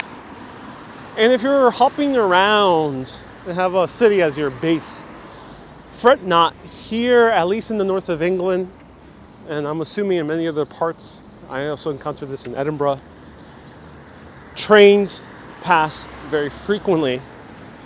And intercity trains between very close by cities are relatively inexpensive. So fret not about traveling between different cities or towns whilst you are going through the UK.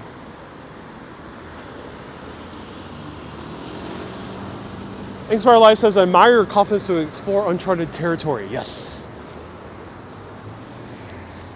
Show us some brands of cars, says Jack. They're Hondas. Here we have a Honda, we have a Volvo. It's pretty much in line with what you see in the US as well. You might see sometimes more Fiats here. Hyundai. Pretty much in line with what you see in the US. The big difference with the US is that you don't see too many SUVs. And even the SUVs in Europe are smaller than the SUVs in America. And that's by regulation almost throughout the entirety of Europe. Maybe Scandinavia, maybe continental Europe, European Union, Switzerland, or the UK. They are smaller. Almost in general, the regulations for how heavy a vehicle can be on any given highway or road is much less than the US.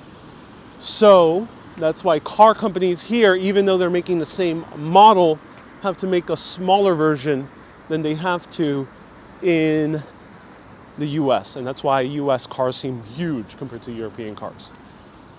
So Sarah recommends see the Cathedral? Go, and there's a great cafe. Yeah, unfortunately the cafes in the Cathedral's closed at this time. But Sarah, thank you so much for the recommendation. Otherwise I would have a coffee at the Cathedral.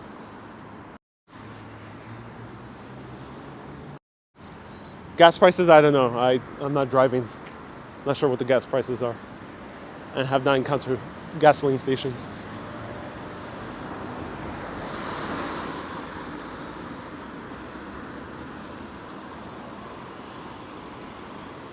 Jack says, thanks for Boise, Idaho. A pleasant Jack.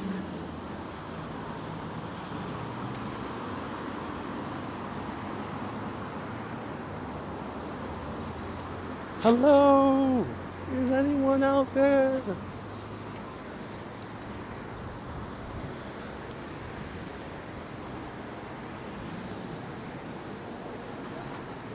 Ibel says in Ireland today it's €1.99.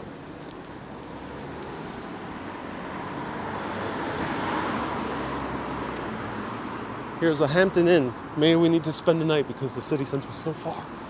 Oh, so far. Yeah, maybe we just need to spend one night here.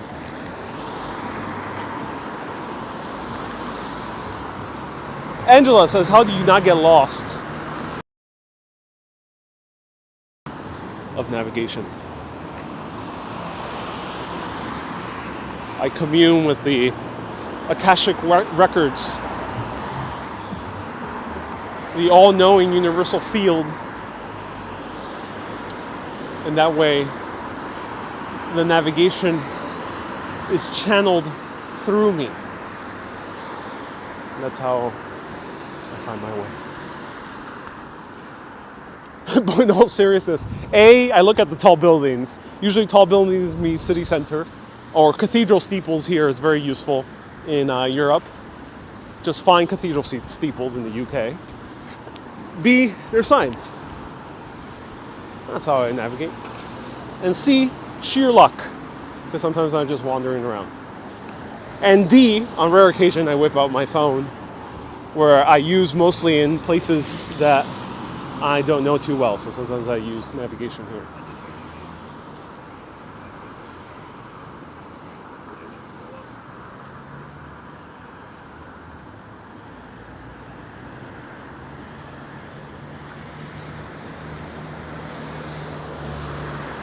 But don't worry, we're gonna see some life soon. is now all hopeless. This is a beautiful little corner, look. Here we have the Sheffield Flatiron. Mir says, more often than not, getting lost is the way to go.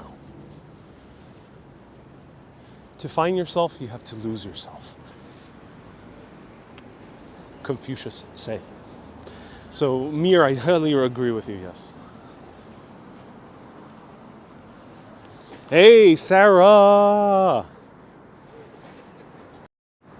Sarah says, thank you for popping into my city. It isn't very vibrant anymore. They used to be vibrant? Sarah grew up here. Let us know. Was it different back then? Back in the day? Well, thank you so much for the £5 super chat. It's a huge city which is spread out over many miles. Oh, so it's a sprawling city. Interesting. So it's not as dense. Yeah, I can see that it's not as dense as Manchester. And you can tell because of the huge roadways. This probably was a very suburban, this city probably expanded a lot during the suburbanization of England, similar to the US and the many American cities. I'm assuming that's the case. All right, let's go over here. So actually, before I continue, you know why a lot of these cities sprawled out?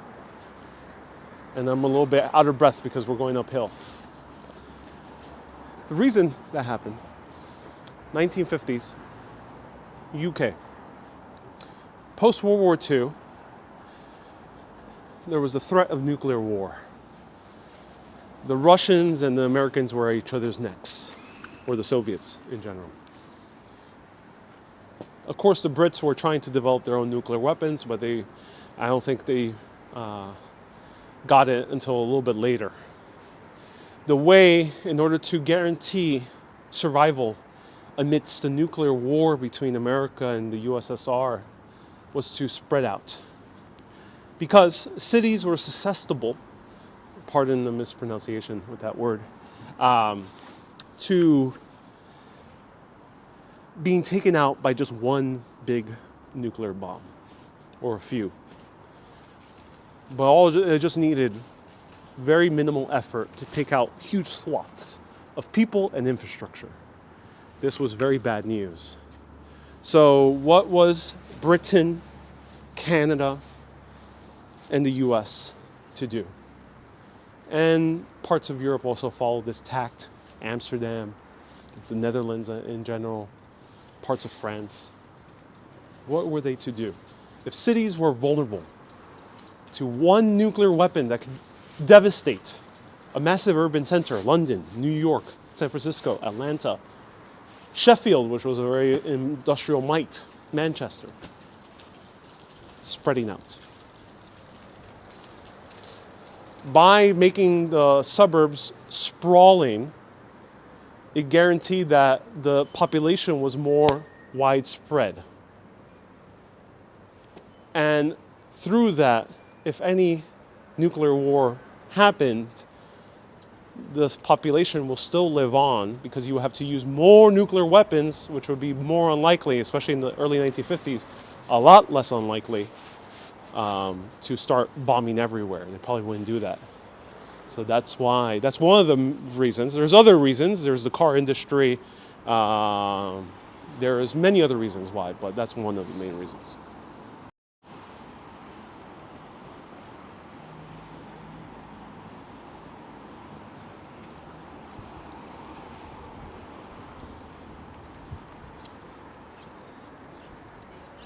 And Sarah, yeah, a lot of people were unfortunately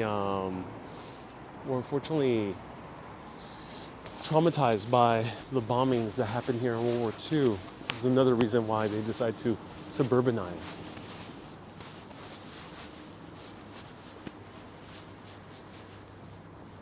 So you can imagine that the US luckily did not experience bombings, but in Europe, especially in the UK, a whole lot.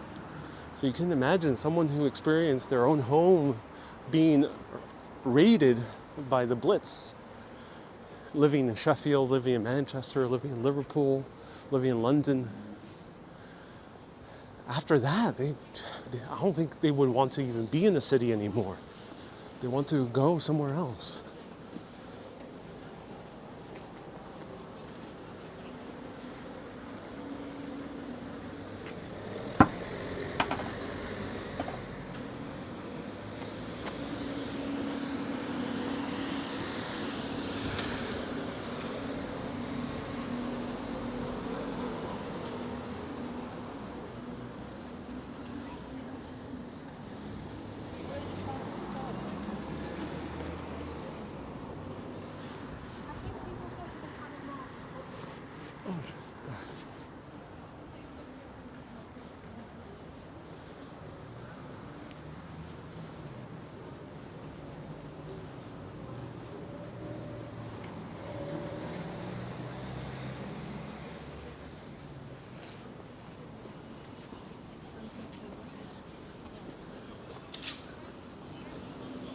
Gary says actually New York got bombed. Well, New York did not get bombed, Gary. There was an attempt, but no, New York never got raided by air.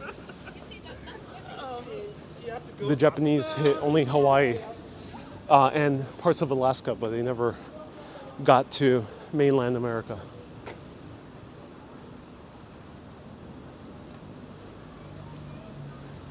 All right, we're back to the cathedral. Now we're back to the town center.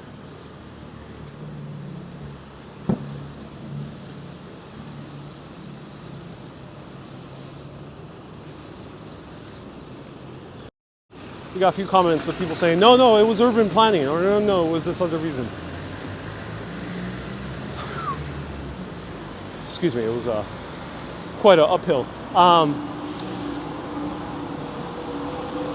Whenever you're spending billions and billions of dollars in public infrastructure and changing the face of your country, there's going to be multiple factors behind those decisions.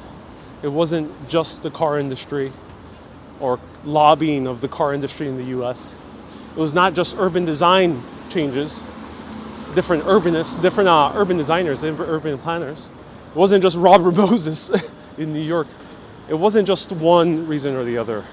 It's a multitude of different reasons that all happened at the same time that caused widespread changes in our daily life post-World War II.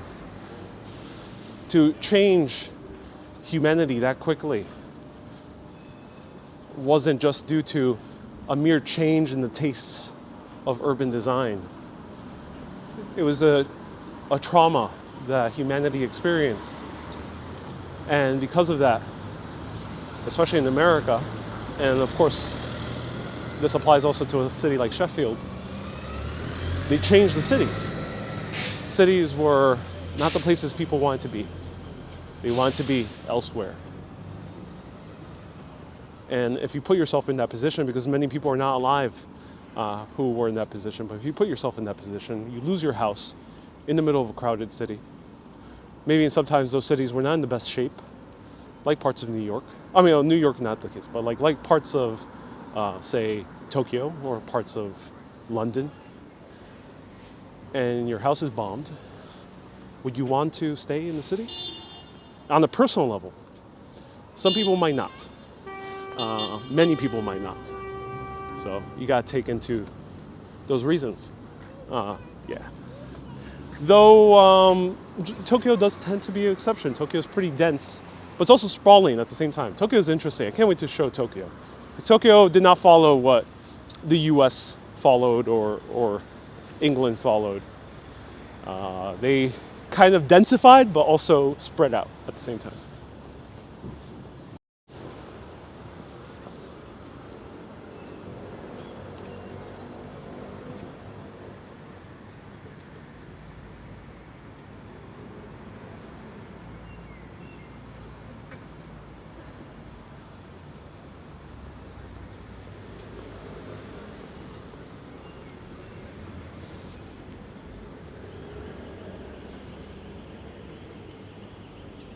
Kate says, oh, look, people, yeah. Robert says the Battle of Los Angeles in 1942. No one really knows what the Battle of Los Angeles was, which was people saw many, many lights in the sky, what appeared, and the U.S. military started firing at those lights. There was no casualties as far as we know. So yeah, that's a mysterious incident. Nice big cathedral. Yes, Janice, we visited earlier. So if you want to look back, and there's a show at 6:30, which I think is soon. 3 p.m., 5 p.m. No, it's still about an hour away. All right. So let's go back to the city center one more time. I hope you're enjoying this. I'm gonna see if I can find at least one bite to eat, maybe. If anyone has recommendations. Have you been to the Winter Garden? Says Sarah. Yes, earlier in the broadcast. So watch the beginning for that. Janice says same cathedral. Yes, same cathedral that we saw earlier. It's 5:28 p.m. Thank you so much. Appreciate that. Ibel says there's Greg's. Yeah, well, Greg's will be our last resort. Will be our last resort. Maria says you should eat something. Indeed. Luckily, I won't starve in England. There are Greg's galore.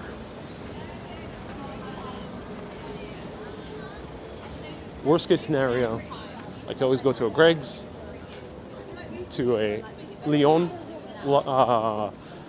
which they have a few locations, I think, here. I could go to a Tesco's for a pork pie, because here in the supermarkets, they sell pork pies in their fridge section. Or you can go to a M&S food, Marks and Spencer's food. You won't go starving in the UK, don't worry, ladies and gentlemen. And if you're on a tight budget, go, especially if you're in a big city, go to a Chinese bakery or go to a Tesco's. Greg's also won't be too expensive.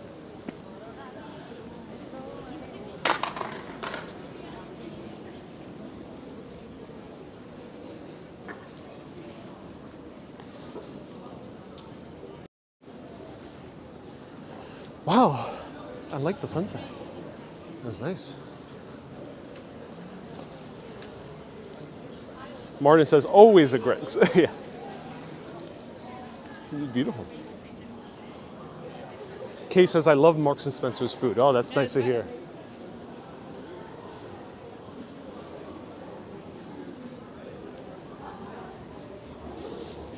So if you're getting deja vu, it's yes, because we walked here before.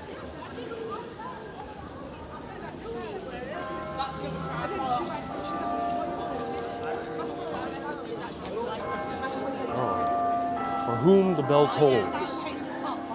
It's great.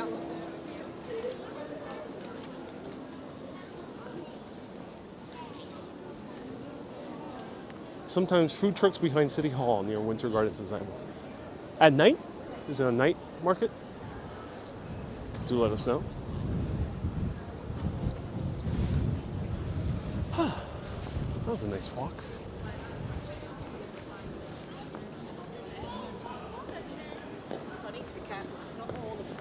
And Gary says it's 5:30 somewhere. Yeah, indeed it is.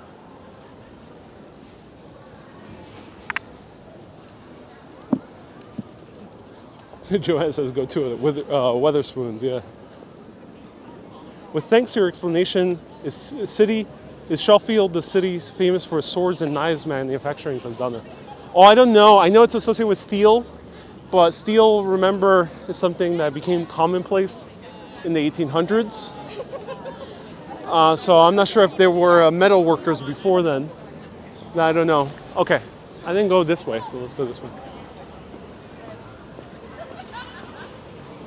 So steel was mostly in the mid 1800s, became commonplace.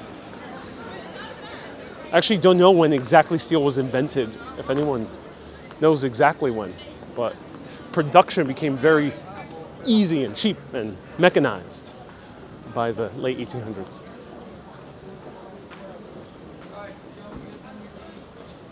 Elizabeth says Sheffield was famous for cutlery. Okay, thank you. Thank you.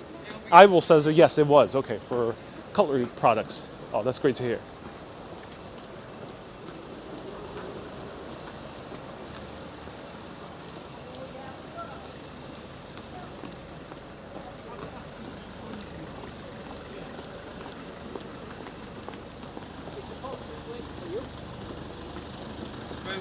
Tom says much more interesting in architecture. Yeah, yeah. There's more variety of architecture here. Since it was such an industrial city and it was never as super dense as the historic cities of London or Manchester or many others. Edinburgh. Good to see people around. Yep, people are here. City Hall is on your right. Ooh, beautiful. I like it. Wow. That's amazing.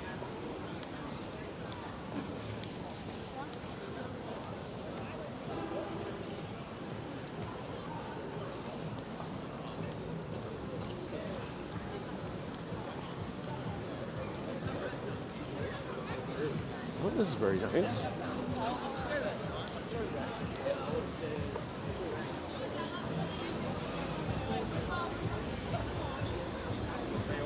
Lots of people.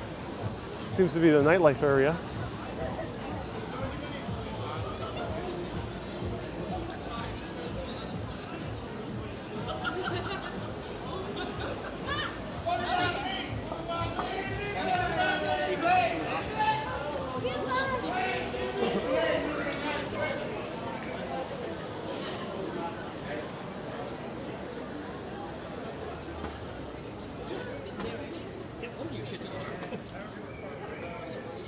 Elizabeth has been trying to guide you for an hour. I appreciate the guidance. I appreciate the pro tips.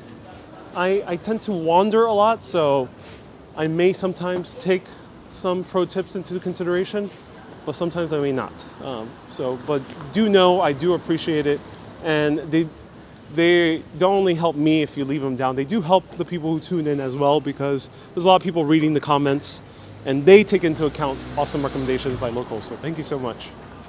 But when walking, talking, and filming, sometimes I gotta go more with the flow than try to find specific places. At least that's. So here we have two cafes. We have Kava and we have 200 grounds. 200 grounds. So let's try it out. Hey, how's it going? Oh. Okay. Have you been here before? Yeah. Listen, well, welcome to 200 degrees. We do actually have about 15 shops altogether. Wow. So yeah, it's like a little small chain. Okay. Unfortunately, there is no food available. Okay. Yes, I'll have a long black, please. Of course. And you sit in for a bit? Yes, sit down, yeah. And then do you happen to have anything to bite to eat that you were Don't, going? I'm afraid, Okay. just because we do shut in about 20 minutes. Okay. And it's a weekend, everything is packaged up. We do have porridge available. Yeah, I've never tried the porridge before. Yeah. So we just add water, or you can have a choice of milk as well in there. I've had one today, it's quite nice, just that little snack. That I'll try the banana and peanut butter one. Do you have any What- other things to be aware of? No, just water with that one. And may I ask what your... Yeah, I do live streams where I explore cities around the world. Amazing. Yeah, so and a few Sheffield locals as well. Oh, amazing, Yeah, that's so yeah. good. Is that... Yeah, I see. urbanists exploring cities. Yeah, we was watching you outside. I was like, can we get in the background? Yeah, that's amazing. How's that going then, the live stream? Oh, very good. People are loving it. Oh, good. Sometimes when I go to the cities that are not so touristy, people Yeah. really love them. Yeah, Yeah. no, It's that's not the it. big- not- I think it depends, like, the people as well. You know, some people have got positive attitudes, some people are a little bit grumpy, but you know, that's Right. it, isn't it? So that is just £5.35. We are Hey, card only. do you happen to have coconut milk for that? No, I'll have coconut milk with that. Okay, £5.30. Okay, card only. Yeah, sure, that's okay. Yeah, if that's okay. It's a... And that is just the top one for Wonderful. me. It may be in a takeout cup, is that okay? Yeah, that's okay, Amazing, yeah. take a seat anywhere you like. We'll bring Awesome. that And a over. receipt as well, Yeah. if it's possible.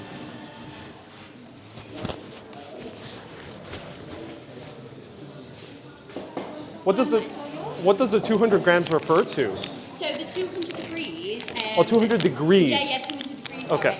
The gentleman that created this business realised that roasting coffee, is it roasting coffee foods at 200 degrees is like the perfect? Oh, We believe that it creates like oh, We I actually see. locally roast ours in Nottingham. Nottingham, we okay. source our beans from all over the world. It's Oh, cool. incredible. Also, they're roasted here within England. Yeah, that's awesome to hear. So, if you have like drinking coffee at home as well, our retail stand just there. Oh, cool. Awesome. We've got different coffee to choose from, and we can grind the beans up installed to your preferred like machinery that's at home and things. So yeah, I mean, Very give cool. us a follow Awesome. if you're on Thank- social media, and yeah, we'll bring it. Cool. Thank you so much.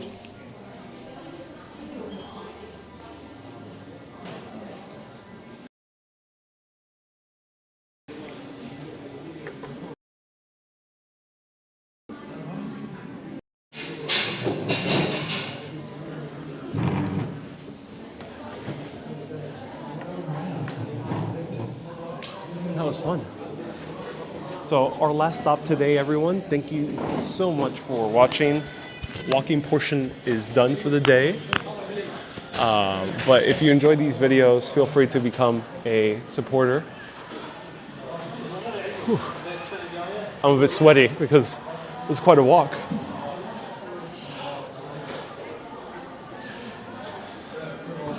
All right. Mir says she's amazing. She needs to see the live stream afterwards. I'll let her know the channel name. Yeah, very, very good camera presence.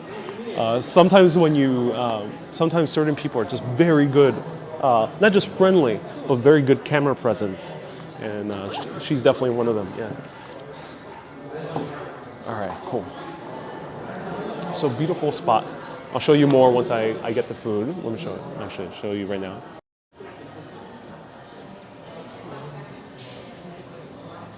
Look at that, wow.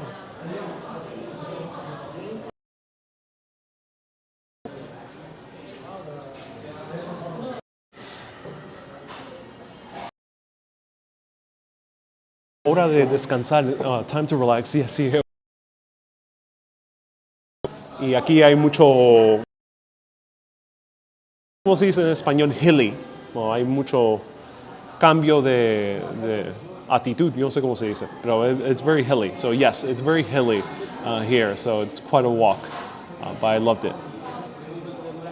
The population you're referring to is the county of Manchester, not the city. Indeed, yes. When I say the population of a city, sometimes, for the sake of conversation, I'm referring to the metropolitan area. Peter. Again, these videos are not scripted,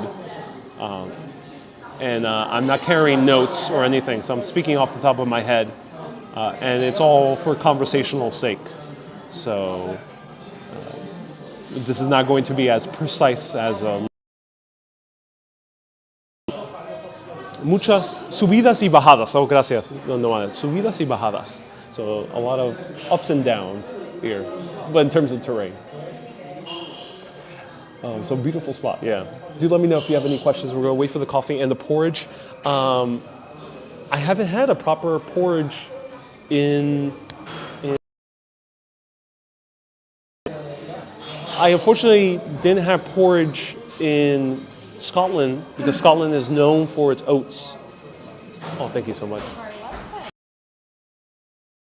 Camera. Oh, that's Yeah. very kind. I was born a natural. Do you do social media? I don't know. However, I've always loved being like on stage and things in front of an audience. Oh, you're an actress.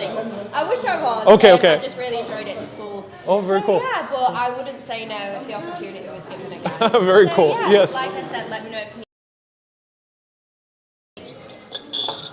All right. Oh, look at this. Have a great day. Oh, it's so nice of them to write that down. Let's see how the coffee looks.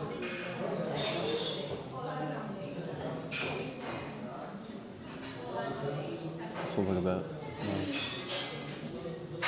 Wow. Looks nice. Love the look. We got hot coconut.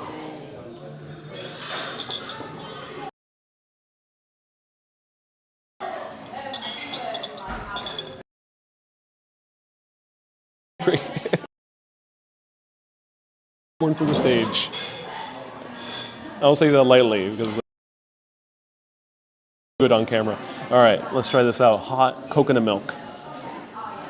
I don't know how to do this. I guess I just mix it. I haven't had porridge.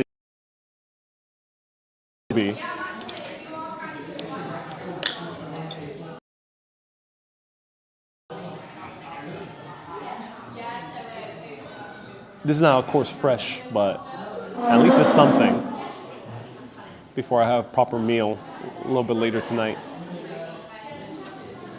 Did I add too much?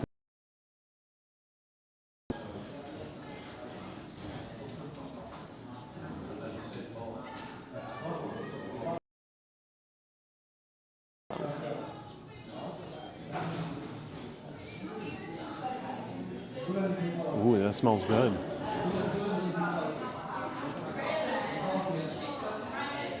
Wow, there we go. Some proper porridge, oatmeal for anyone who doesn't know. That's how we call it in America. Give it time, says Ulysses. Yeah, I think I maybe have put I think you have to leave it for a few minutes. Okay, good to know. And do I have to put the... Yeah, it's getting thicker. So let it settle a little bit. Thank you so much, everyone. I'm a porridge newbie. So I was saying, in general, Scotland is known for it. Just like in the U.S., Pennsylvania is known for its oats. And I was tempted to have oats. I'm actually a little bit allergic to oats, just a tad. So I might take some allergy medicine if this gives me an allergic reaction. Depends on the... Do you put the cap back on, maybe?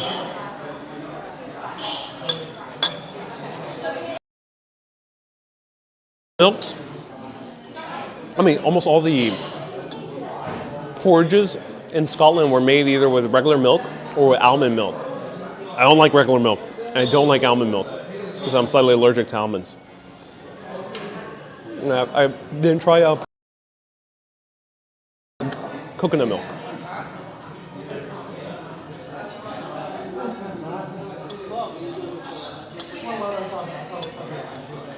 Maria says that is nutritional. Yeah, I'm so excited to try it. Dates, banana, coconut, peanuts, and chia seeds. Put the cap back on. Says Kay. Okay. Do you like oat milk like Oatly? Oatly gives me allergies. I'm allergic to Oatly. I used to like it. Somehow, after a year of drinking Oatly pretty heavily, either they changed the recipe or my aunt and I started getting with Oatly, which is oat milk, and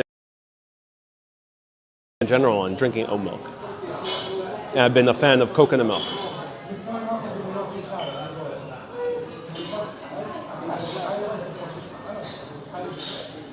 Dolores says it's odd though. It's usually a morning meal. They just had a quick version of it. They didn't. Unfortunately, they didn't have pastries. They're about to close, so I think they sold out by this time. I love your jewelry that you're wearing, says Cynthia. I'm wearing a new necklace. This I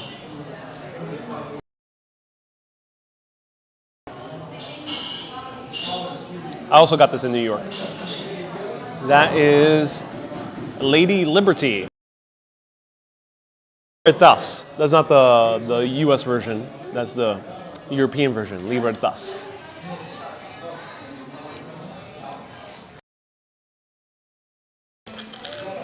All right, let's try it out. Smells good. Let me try a little bit. Hopefully this doesn't give me allergies. A lot of things in America are just... Try this out.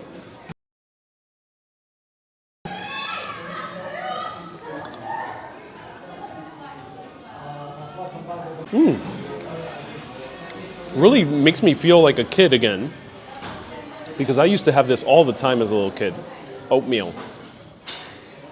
It used to be one of my favorite things, actually. My grandmother used to make it. And she made it so well. I remember waking up early and convincing my grandmother to make me some oatmeal. She wasn't the biggest fan of cooking at the time and made me oatmeal.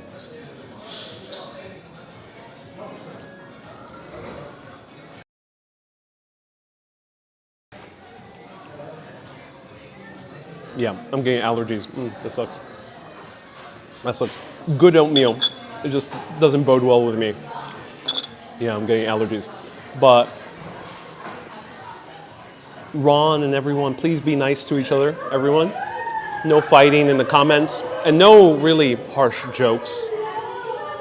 It's okay to joke around. I myself am very sarcastic, but please be sarcastic and joke around with love, with peace, with the point of entertaining and having a good laugh with people.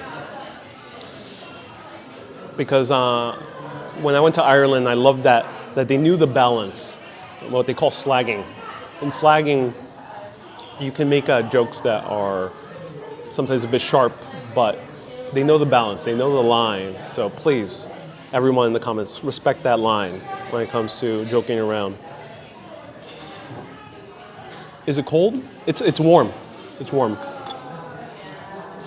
Let's try this out.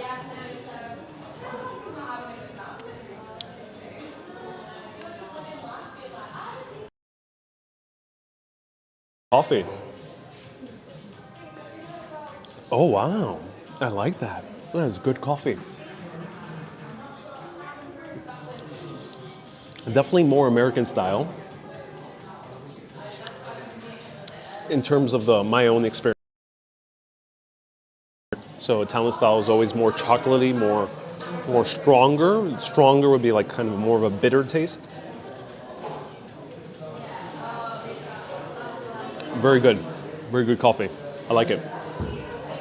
I would recommend 200 degrees right here. I put cinnamon in my oatmeal, says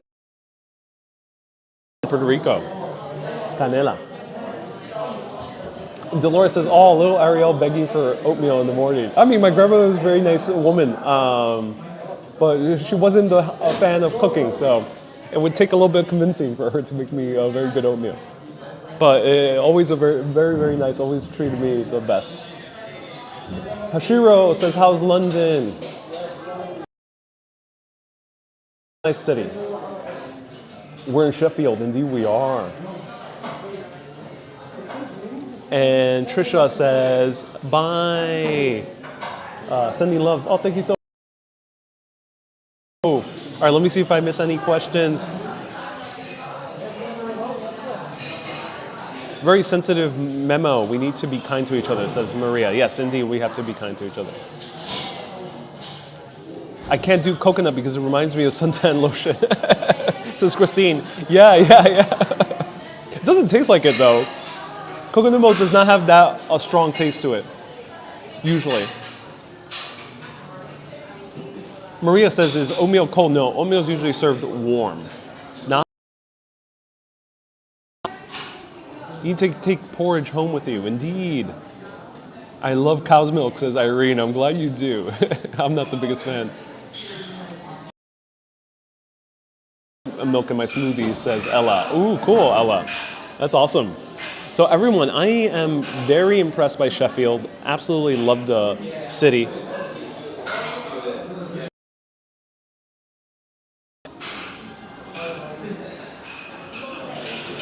If you want to get bonus footage from these adventures, train rides, tours, the full extensive tour of the Churchill War Rooms with some 2 amazing tour guides, you can have all of that access and access to all the older videos that are, many of them have never been posted publicly. 360 video tours of Italy, Ireland, Greece, and of course, plenty of the UK. Patreon.com/urbanist. Or if you want to receive postcards of a few in my backpack that I got sent out, you can become a mega urbanist on patreon.com/urbanist or pressing that join button. Regular super urbanist on Facebook, pressing that become a supporter button as well. 3 different ways Patreon is the best. And if you really love the show and want to just give a one-time contribution, you can go do it at paypal.me/ArielVieira, and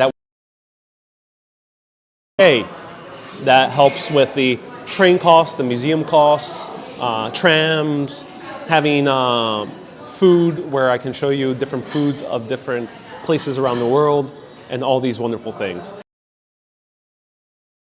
Sheffieldians, all the Sheffielder people out there who left wonderful comments. Everyone, I recommend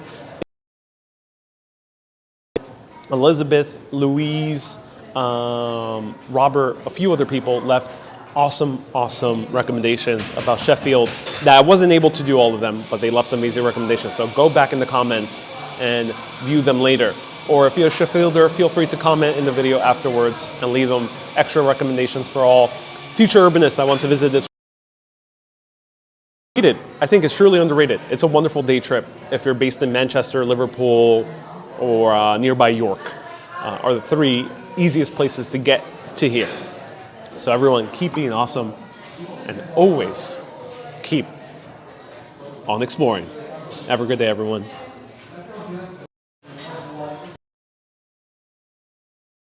Bye-bye. Why you're so popular, because bye-bye. Cheerio.